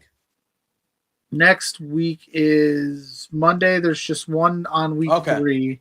Okay. Lions Ravens. Week 4 there's That doesn't. Oh, yeah, week 4. There's 2 at the same time. Well, an hour apart, but essentially the same time. Yeah, yeah. And then I think that's it. Okay, because I knew they were doing multiple 2-game Monday night weeks at some point here, and I was like, maybe that has something to do with it.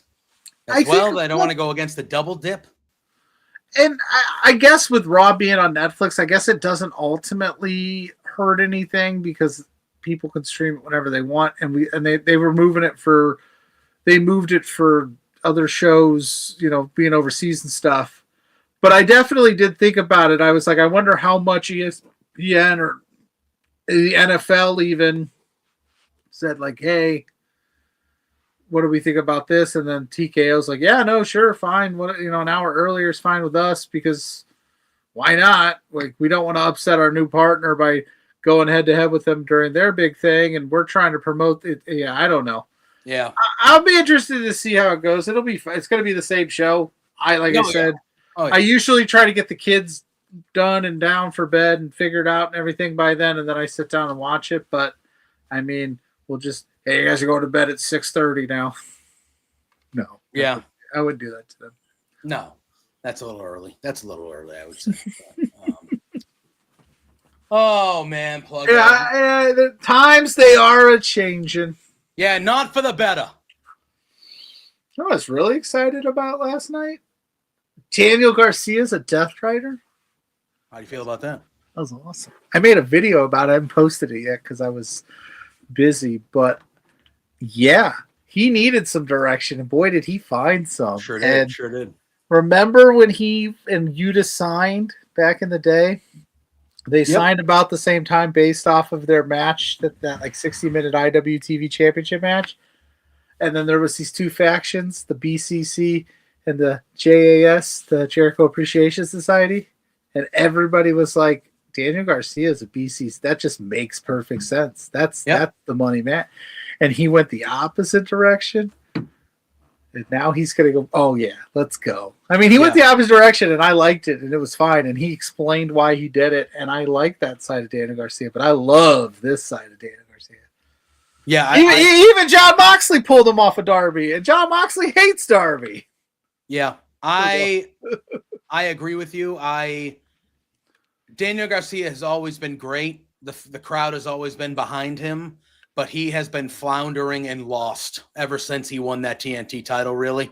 And this is obviously putting him in a big time group with the Mr. A. Like Moxley is top of the top in AEW. He's one of those foundational 2 or 3 guys that when you think of AEW, you think of John Moxley.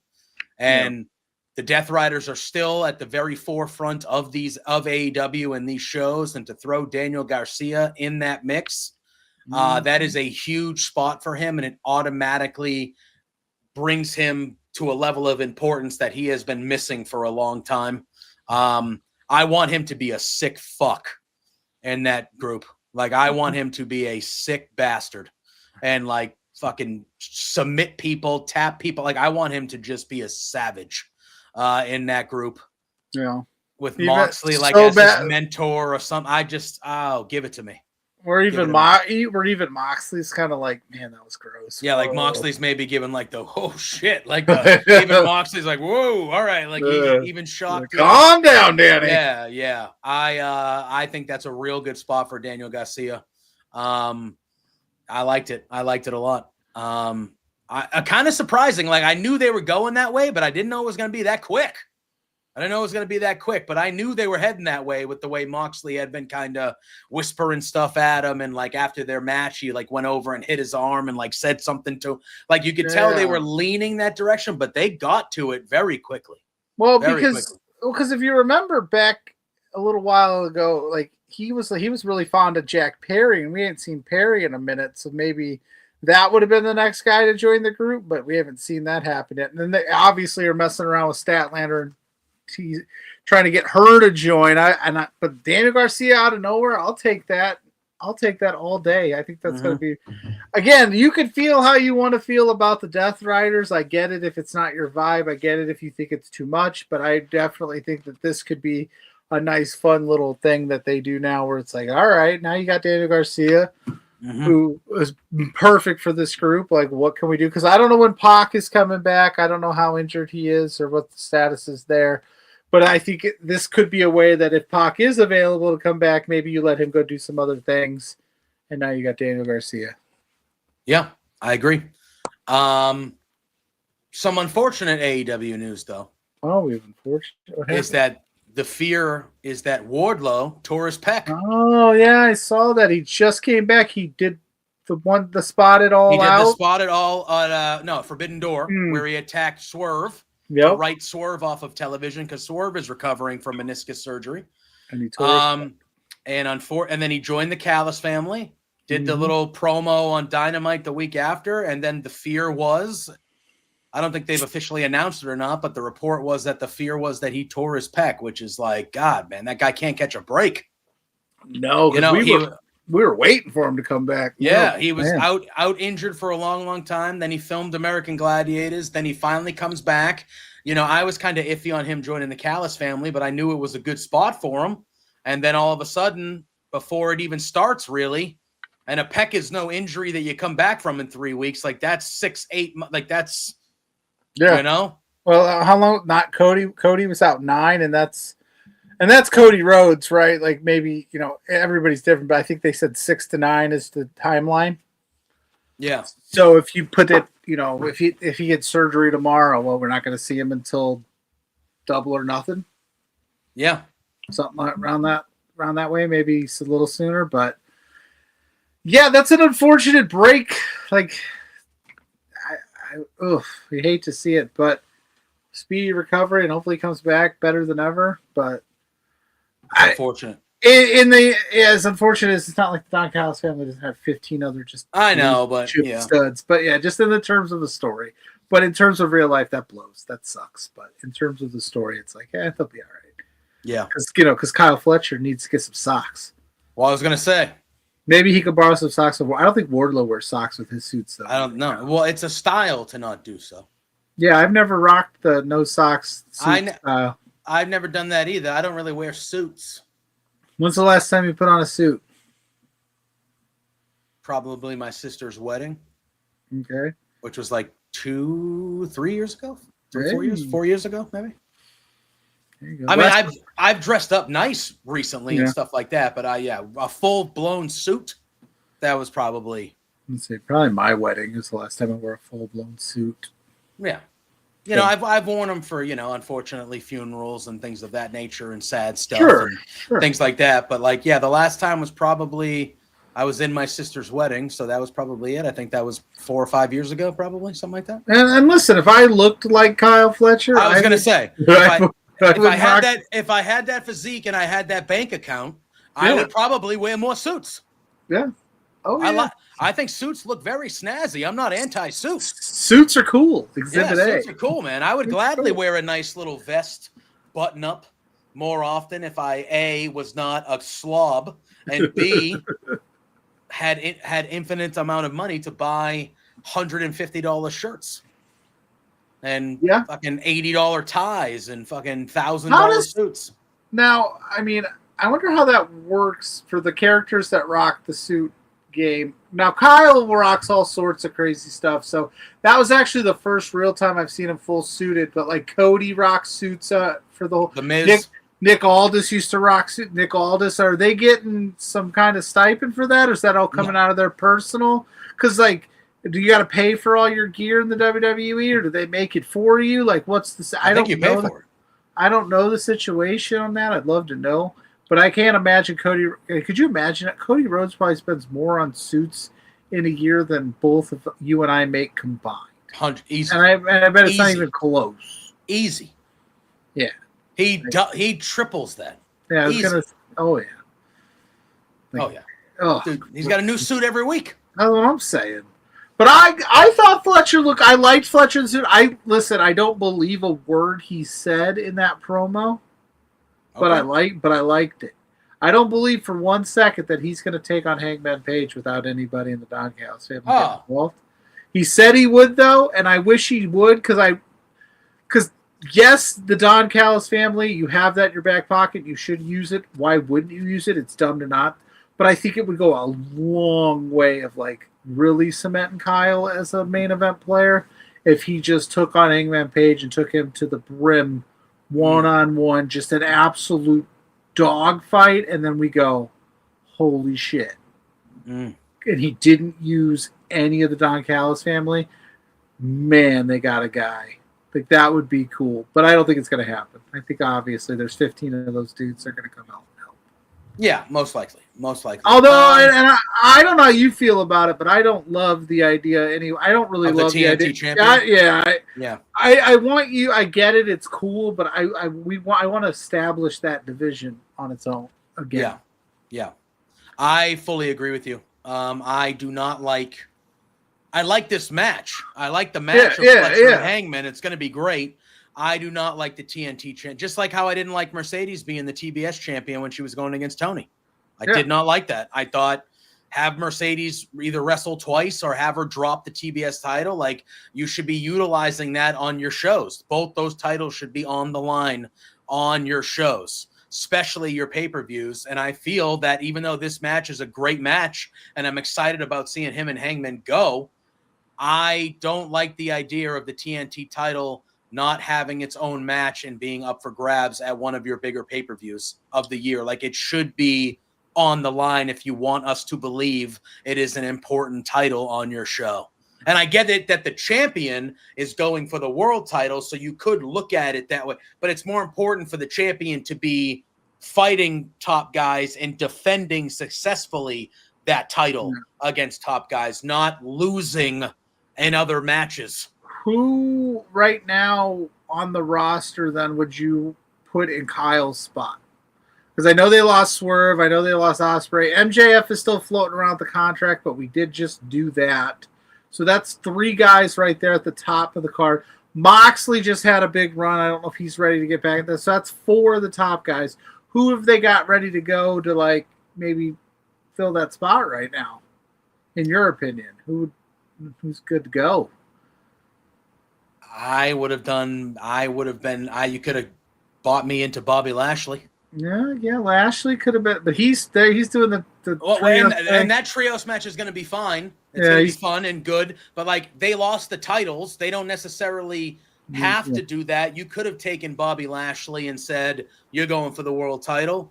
I would have liked that. I think there was a way that you could have, Daniel Garcia just turned. What if Daniel Garcia, after him turning and joining the Death Riot, could have been him? Yeah. I mean, there's other guys, obviously, that come to mind, but Bobby Lashley is a guy, to me, that sticks out big time as a guy. You could have bought me into Ricochet as well, going after it and having a one-off title. I mean, I knew it's going to be a one-off title match because Hangman's not losing that belt, So there's a lot of ways you could have gone about it. I don't know what they're going to do with Max, because it felt like they could have just kind of built right towards Max going after him again, but I like the Max Briscoe stuff they got going on. What do you think that stipulation is going to be, by the way? Doesn't matter. I'm married to the game. It doesn't matter. What a fucking promo by MJF. He does this stuff. It was a great promo, but I love, like, he plays the comp. That's why when he did this shit with Hangman, where I was like, that contract's not going to be on the line, and you were like, thought it was crazy. But he did it again. In this promo, he was like, I don't care what stipulation you throw at me, I'm going to be ready. So I'm thinking, all right, what does Max have planned for Briscoe if he's willing to let Briscoe decide whatever the stipulation is going to be? But no, that was cool where he's like, there ain't no honeymoon. I'm married to the game. And him referring to his wife as like a stupid bit, like just the stuff he said. Oh, yeah, he called her Toots. Called her Toots, which the first time that she interviewed him, because I think she... No, he called her Tits McGee the first, because she said a very funny tweet where she said from Tits McGee to Mrs. MJF. Like, that was her tweet. And I thought that was a very funny tweet. But yeah, he calls her Toots. And then she's like, if you leave, he's telling his story of the pro. If you leave, it's over. And he said, you stupid bitch. And he said whatever. And I'm just like, that's your wife, shout out to Alicia. Friend of the show, been on this show. Shout out to Alicia Toot and MJF for getting married. But the way he like framed it, and yes, he said those words and those derogatory shit, but it's MJF, it just like, but the way he was like, she was wanting a honeymoon, and I was like, I got to get back, and he's like, my sole focus right now is to end Mark Briscoe. Mhm. And I'm like, Jesus Christ, you just got married. Enjoy the week, man. Get some sun. He's like, no, I'm gonna go kill this man. Yeah. And have you seen his schedule? He's filming that movie. He's flying here, flying there. What movies he film? I know he's. It's the Netflix movie Violent Night, like it's with the dude Violent from Night Stranger too. Things, where it's like the action Santa movie. Did Basically. you see the first one? No, but I heard it's actually good. It's pretty. I heard it's actually good. I like the guy, David Harbour. He's in Stranger Things. I like him.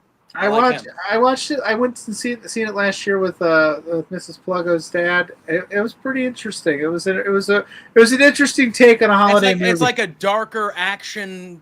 Yeah. Santa movie, right? Like the guy Santa, but he's a fucking like action thriller guy or whatever. But he's also like a good guy. Yeah, he's like a good action hero, Santa. But he's also like a sadistic murderer. Yeah, it's crazy. If you haven't seen it, check it out. But yeah, he's nuts. I love it. I get really into those promos, especially like when he just goes off to the deep end. Yeah. And so I'm here for the Briscoe MJF thing, but I think that's got to end soon. I don't know how much more. I don't know how that ends. Does MJF go over here, or does Briscoe get? Because like Max said, he wants to end Briscoe, right? So like you got to end him, dude. What if you don't? Yeah. Well, what if you don't win this thing and Briscoe comes out on top? Do we see a Briscoe Hangman match? I actually think. I think Mark Briscoe should win. I don't think he will because it's MJF, but I think so. According to Fightful Select, the original plan for Hangman was he was supposed to defend the title against Wardlow. That's what was going to happen. Wardlow returned, took out Swerve, and it was going to be Page and Wardlow, but then Wardlow got hurt, so Fletcher was moved into the role to replace Wardlow. So this was supposed to be Hangman and Wardlow, like Wardlow immediately returning and fighting for the world title, which I think would have been really good for Wardlow, clearly. But now they're doing he just kind of wanted another Callous member in there, and Fletcher just seemed to be the guy. So that's according to Fightful Select, which are usually pretty damn accurate with their reports. So,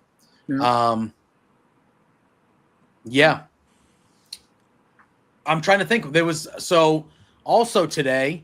I don't know if you read this on the AEW front. Eddie Kingston. So all right, last Saturday's episode of Collision, Big Bill issued a challenge out of nowhere to Eddie Kingston. Like he called him out and he issued a challenge to Eddie Kingston on Collision. Okay. And Eddie Kingston tweeted today.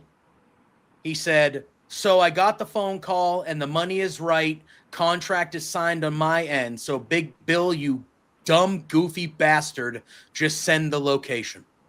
Huh. So it feels like Eddie Kingston is imminently returning, and his return match is going to be against Big Bill. That All Out? I would imagine. I would imagine. I mean, it would be weird if they did it on. Although it looks like they're trying to load up this Collision a little bit this Saturday. They got MJF there, Briscoe's there. Yeah, it looks like a solid Collision, but no, that would be huge. I'd be down. I'm a huge Eddie Kingston guy. I would be down for that. Why wouldn't you just have Eddie return? Like, that's a weird way. That is a weird way to do it if you're going to call him out by name. That's a huge return for me, Eddie Kingston. And kind of spoil it when you could have just had Big Bill issue an open challenge. Yeah, you know what I mean? Yeah, you could have done that. But yeah, that is weird to call him out like that and then Eddie to respond. Yeah. If I'm Eddie, I don't respond. I agree. Like Big Bill, if you want to call out whoever you want, you just the person that you're calling out just don't respond, just show up. But yeah, that's what he calls out Eddie Kingston. If I'm Eddie Kingston or I'm AEW, I don't have Eddie Kingston respond. I just have Big Bill call him out a few weeks in a row, and then at All Out, have him come out and get in the ring and call him out, and Eddie Kingston fucking shows up and beats the piss out of Big Bill. And Eddie Kingston's back, and happy days are here again. Eddie Kingston's back with Chris Jericho, and let's hope not. The vortex. Although there was another report today that said that Tony Khan might secretly be planning Chris Jericho's return to AEW. I don't know. We'll see how it goes. I don't know. They got a lot of stuff going on here. They got a lot of moving parts. But Riho's back, and she's taking on Mercedes. All Out's starting to look really good. Mm-hmm. WrestlePalooza's in back. I mean, we're in a good spot for a lot of wrestling. Like you said, next week it's going to be wild. I still don't know if I'm going or not. That's the thing. You got to find that out. You got to find that out, brother. I mean, I'm waiting. I check it every day, dude. I ain't got no word yet. Maybe we'll get breaking news on the air. I doubt it. Yeah. That'd be cool, though. All right, we got to talk about this. What? Reports come out today or yesterday. Was it yesterday or today? Reports come out, and then Triple H on Twitter said that tomorrow at 3:00 Eastern time on YouTube, WWE is going to make a massive announcement, and that announcement seems to be that not next year in WrestleMania 26, because obviously they're going back to Vegas. Yeah. But in 2027, WrestleMania will be taking place in Saudi Arabia, which makes me, again, lean into my argument of I fucking hate WWE. I watch the shows. I love the wrestlers. I love what I see on Mondays. I love what I see on Friday. This is not about the shows.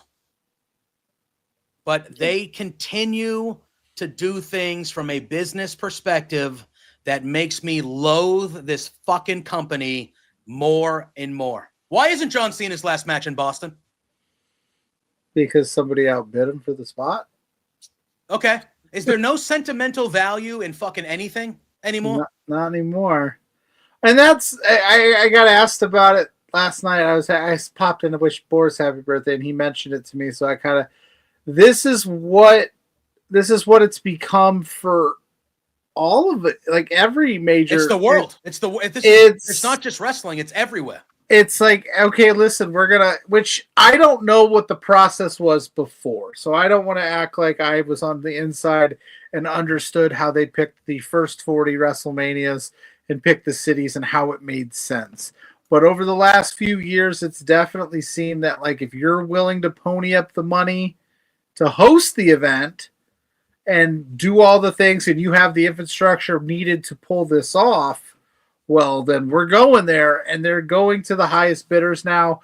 And again, from a business standpoint, does it make sense? Yes. They already go to Saudi twice a year. I do prefer this over the rumors that we had over the last year of, like, potentially Saudi getting their own WrestleMania and then we had a WrestleMania or whoever. Like, I didn't love the idea of that because I think WrestleMania is WrestleMania, and I don't want you to have, like, the Saudi WrestleMania and then, oh, this is the one that we're having in Vegas, the real one. Like, so I'm okay there. But, yeah, they're just going to the highest bidder. I mean, on a positive note, I guess the show's going to start at 1:00 in the afternoon. Yeah. I guess. But that's what it's become. That's the name of the game. That's the nature of the beast. That's, hey, you guys want this event? This is what we can do for you. Are you willing to pay us to bring the event to you because of all of the commerce and all the things that we can bring to your city? It does suck for me in Indiana, as there was that report of that we were going to get a SummerSlam. WrestleMania. We're still going to get one, but it's going to be another 2 years now, maybe longer. I know our boy Wells Mania said that it would probably be 2032 or something crazy. But yeah, I mean, I don't know. And then you see this comment that I got to look it up, but you see this comment that somebody from TKO, and we're gonna talk about Vince just a smidge because I figured Vince. I know I was gonna bring that up. And this fucking guy from TKO, like, of all the things to go after Vince McMahon for, and there are plenty of things you can go after Vince McMahon for. TKO was basically shitting on Vince, saying, well, he priced the show so families could go. He didn't maximize opportunity. And it's like, okay. Yeah. So it's a bad thing that again, regardless of the person of who did it, but you know what I mean? Like, it was a bad thing that families could afford to go to the entertainment show that is mainly there for fucking kids, guys. Like now, and you just see a comment like that and you're like, okay, so that was a bad thing, being affordable to the point where like a family of 4 could go to a Raw and like not have to take a loan out at the bank.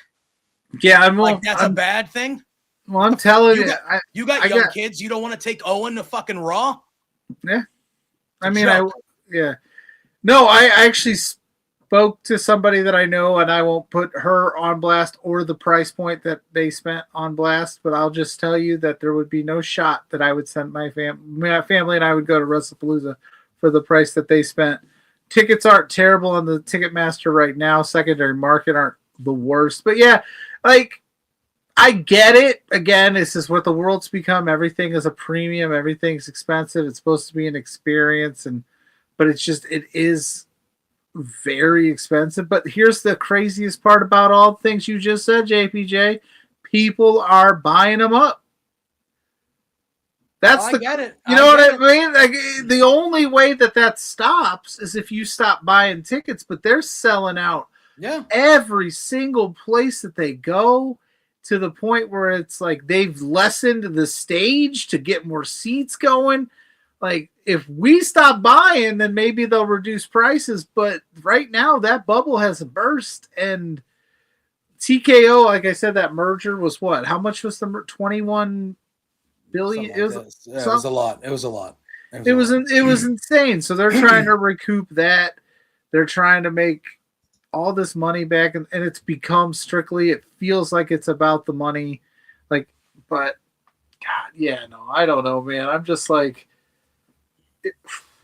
I don't know how people do it. I don't know how people go to these things all the time. I love going, but like somebody asked me the other day, like, are you going to WrestlePalooza? And I said, I'm not sure yet. Like, I applied because I got, for media, because I've done it fast. If I don't get approved, no harm, no foul, I'll stay at home and watch it at home and be more than okay with doing that. Because I don't want the ticket prices are goofy. And then the Saudi thing, like, I just, and we kind of touched on it a little bit last night. What does that mean for and granted, the WWE does not necessarily care about the other things, but what does that mean for like the collective weekend? That is a huge opportunity for independent wrestling talent. The collective's there, and then they kind of brand, and other shows do their thing. Like, I think that Vegas weekend, I looked at the list, there was stuff from Wednesday to like Monday, just jam-packed the whole weekend. When we went to Indy, there was shows around the big stuff. But the collective is like a huge opportunity for up-and-coming independent talent to go to a place, get booked multiple nights, get seen by a lot of people. Get seen by WWE people, because guess what, guys? WWE reps and talent go to these shows and watch them. So that's something that, so I'm interested to see how that plays out. Now, granted, that's probably the least of their worries if they go over to Saudi. Look, it has been made very clear by WWE that they do not care about the wrestling business as a whole whatsoever. Yeah. That has been very clear, especially since TKO took over, that they do not care about the health of the wrestling business as a whole. That is just what they're doing, what they've been doing, the counter-programming shit. And, I don't know if you saw the report today, but there's also other stuff that's going on where Paramount is thinking about possibly will buy Warner Brothers, and there's a connection to TKO and WWE through Paramount, which means that they could, if they really wanted to be petty fucks, which I feel like the last calendar year has proven they are petty fucks. If they really wanted to be that, they could make it so AEW really can't find another company or television or streaming service to renew their contract at the end of whatever the contract ends, 2028, 2027, whatever it is. they can make it that way. And there was the report that came out a couple months ago that said people inside TKO and WWE have said they don't want AEW to even make it to that next contract. Yeah. And then I see things like this and business decisions, and I'm like, this is not good for professional wrestling as a whole. And it makes me sick to my stomach. And but then again, on the flip side, they're bringing back AJ Lee and they're putting these shows on that we're all fucking jacked up and excited about. Yeah. And it's like, what the fuck? Yeah. I mean, what the fuck? And I know that since we're on a wrestling program and this is a wrestling site, but this is what every major, and this is what the NFL does it. The NFL for years was like, we're not touching Christmas. That's the NBA's. We're not touching it. Now what? We got 2 or 3 games on Christmas Day. Yeah. They wouldn't touch Friday nights because they didn't want to mess with the sanctity of high school football. We got games on Fridays now. We got games on Wednesdays and Tuesdays. Like everybody's doing it, and they're trying to get the eyes onto these streaming services, and they're just the powerhouse, the big dogs on the block. AEW is going to keep doing what AEW wants to do until Tony Khan says no. I don't necessarily. I get where the link is there. I don't necessarily know how that would jive. Do you just pull the plug? You just pull the plug on AEW. Just go. You guys can't run it anymore because TKO, UFC, we have a partnership now. I don't know how much actual influence. Like I don't know how, because I know what Paramount just paid $7.7 billion for the UFC, but I don't know how much influence like TKO can go. Well, we don't want you to run AEW on TBS, but they could. I don't know. I don't know all that. There's much smarter people on the internet than me that you could go to for that kind of analysis. But yeah, it's just kind of like I said. It's felt like that since for the last like 6 months or so. It's just really felt like it's money first and then everything else is second, which is how you should run a business. But you also should try to. You don't have to be so upfront about it, if that makes sense, right? Like I know my shoot job, they care about the bottom dollar, but are we, you know what I'm saying? Are we going out there and telling you like that's all we care about, right? Mm-hmm. No, any job, I don't know, but TKO, WWE are like, hey, we're gonna make that money, which maybe they'll cool down when they make back their money that they invested. Who knows? I don't know, man. I don't know. It's just one of those things to me where I'm like, I don't know. I'm just feeling a certain way about things. That's all. Yeah, and you're not the only one, and I get it, and I don't necessarily love it, but I don't know how to separate myself from it per se, in the sense of like it's what we like to do. Like the NFL does shady stuff too. We still watch. Like every company has some, but yeah, I don't love the idea of them trying to run out other wrestling, and be the only product available. Because when they were the only product available after their bubble burst after the Attitude Era, it was a little lean. It was some very lean years, and there wasn't alternatives. But when AEW sparked up, it did kind of give the WWE this like, hey, like we got to put on these big shows because it created this competition. When you don't have competition, you get lazy. Mm-hmm. Mm-hmm. You know what's up? Shout out to Dustin. Yeah, he's shout out to Dustin. Go ahead. You said no, you were going to say. I was going to say shout out to Dustin. He's bringing up the indie stuff I talked about a minute ago. Yeah, and Dustin's been making my nifty this week graphics for me the last couple weeks. So I want to shout out him. I've been releasing kind of weekly graphics about where you can find me, kind of doing all this and all my stuff every week. And Dustin, and shout out to you because when I have the high view where I do my college football 26 playthrough as the Hive University, and all you guys are on it. You make the thumbnails for me because I am fucking clueless when it comes to that type of shit. So Dustin, I want to shout you both out because you guys help me out a lot when it comes to that. Dustin makes the Boston Anger post that we put on when he gets talking Boston. He's made the Blair's Tidbits for exposure, the Beep Boop Bop. Like Dustin's the man. If you ever need anything, go to Dustin. And yeah, that's kind of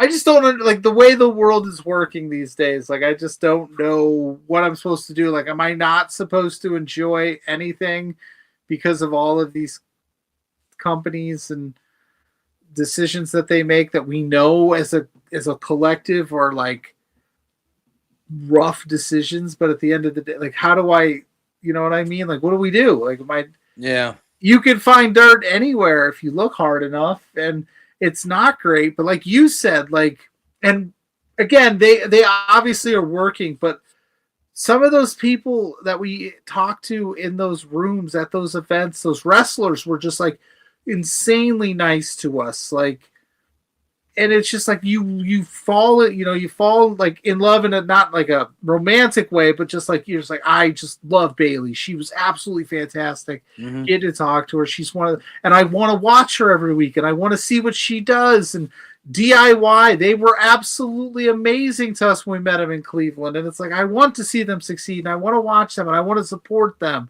I don't necessarily, it's one of those things where it's like it's a weird situation because they're independent contractors that work for WWE because they're still not even full-blown employees. They don't. Yeah, they find their way around it. But that's what I'm saying. At the end of the day, we're actually supporting the independent contractors, not so much.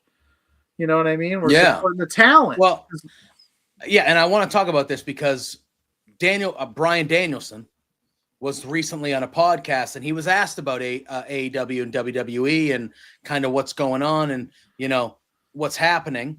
And he had some good quotes here. He was asked about the kind of programming and WWE's kind of strategy over the last month. And he said, I mean, it's pretty obvious what they're doing. He said, I'm just curious what the people, this is quote now, I'm just curious what the people who are making these decisions, what they're thinking in the sense of like, oh, okay, this AEW thing, it's a real danger to our billion-dollar business. That can't be it. He goes on to say, quote, AEW existing and being this challenger brand and being as successful as we've been has changed the landscape for wrestling for the wrestlers themselves. Wrestlers are being paid more than ever from a sports rights perspective. So, for example, most major sports in the U.S., the players get anywhere between 40 to 50% of their revenue. And WWE was paying their wrestlers nowhere close to that.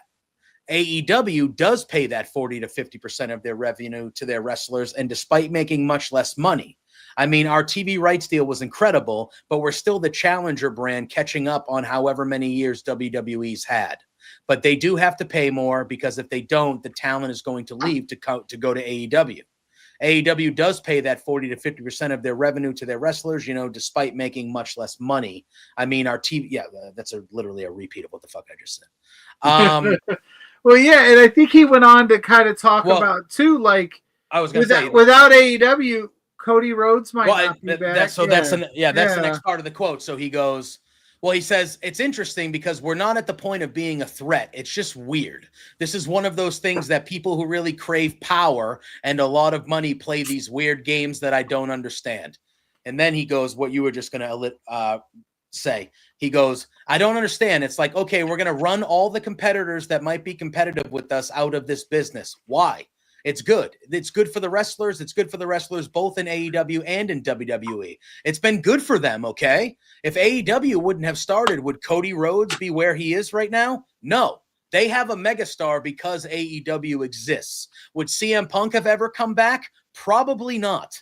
I would be really interested, and I'm not saying this in a sense of like, oh, those evil people, because when you think of corporations, they are not people, right? He says, in the United States, I don't know if it's like this in Australia, because I think he was doing press for Australia because of the Grand Slam.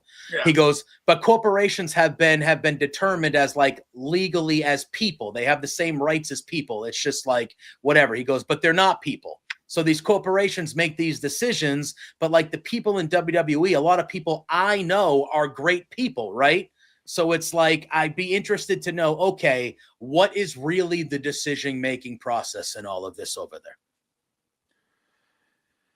there? It's he's like you said, the Cody stuff. Like I never understood that. Like he said, why would you run out? Like they were trying to run out TNA for a while. Now they're kind of in bed with TNA, but I have a feeling that once they get what they want out of TNA, that'll see you be later. They're gonna buy it and it's gonna be over. But yeah, so Jade Cargill, Cody Rhodes, Ricky Saints, Blake Monroe. I mean, there's 4 right there where you go, had they not shown to be star potential or have star power on AEW television, would you have even sniffed them? Or you would have had them go through the... Because Jade said in interviews when she didn't sign with the WWE initially because they wanted her to go through the PC and sever all of her sponsorship deals that she had. And she said she would have made far less money doing that at the time. And then what'd she do? She bet on herself. She went to AEW and they went, oh, look what we have here. Yeah, you come back, you can have all that stuff. We'll take you back. So it's a good thing. They're trying to get back to, hey, we're gonna sign you for this, and you got to work your way up because we're the only game in town, so you'll take it. And yeah, it's not good. I like the back and forth. I like having 3 or 4 options for professional wrestlers. Like that's what Daniel Bryan's saying. They're wrestlers. They want to wrestle. They need reps to be good. They need reps to wrestle. That was something I was even thinking about last night watching Dynamite. Like they don't do the house show model because it doesn't necessarily work for them. But some of these wrestlers, they only get 1 shot a week. They need some more TV reps and TV time. Like I don't want to dunk on it too hard, but there was some pretty choppy spots in that women's tag match where I was like, man, I bet you they haven't really had a chance to work through some of these spots, but they would if they could work the loop. And you need that kind of talent to come in and be ready to go. And WWE's like, we want to be the end all be all and put everybody in our box, which what am I going to not great for a wrestler standpoint, but I guess if you're a $1 billion company trying to make it works for you. Yeah. I don't know. But on that note, we're going to wrap it up here. Next week, though, massive week, big go-home week. We're going to be talking All Out.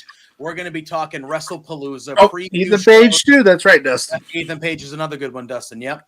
We're going to be talking, like you said, we're going to be talking All Out. We're going to be talking WrestlePalooza. We're going to be talking NXT Homecoming. There's just a lot of stuff going on next weekend. Triple H's got a match tonight. Dominic Mysterio might be the mega champion. I think he's going to be. So we're going to be talking about a lot of stuff next week. A big wrestling. I mean, every show here is wrestling heavy, but a big wrestling week and show that we're going to have here next week. So stay tuned to our socials. We'll tell you, we might have some special guests. It might just be a 2-man weave. Who knows? Yeah, we'll see. But before we get out of here, do your thing, Pluggo. Let the people know where they can find us, where they can find you, and then we will get up on out of here. Well, you can find us, like you said, every Thursday right here at Love Wrestling for Between Two Beards. And also get on our socials at B2 Beards because you never know what time we're going to drop the NFL JPJ tiers. It's either Tuesday or Wednesday right now, but we'll see. It depends on the schedules, but we will fit it in. But the only way to find that out is to be on the socials because those are social media exclusives. You can find me at Pluggo on all social media platforms. Saturday morning with Blair Pacheco for Exposure. I'm struggling today. For Exposure, we pre-recorded something with Sean, the owner of Canadian Deathmatch Wrestling. They're partnering up with Evoke. They're doing a show on the independent weekend for All Out, so we're going to be talking to him about that. That was a really fun interview. He got a lot of insight into like if you're trying to get into deathmatch. He gave you like a play-by-play and a guide to how to. It was very good. And then all of my writings are up on lovewrestling.ca right now. I've been trying to do some things, so just follow my socials. You'll see where all that is. Follow our socials. You'll see where everything's at. I probably forgot something, but that's okay because I'm doing too much. Aren't we all?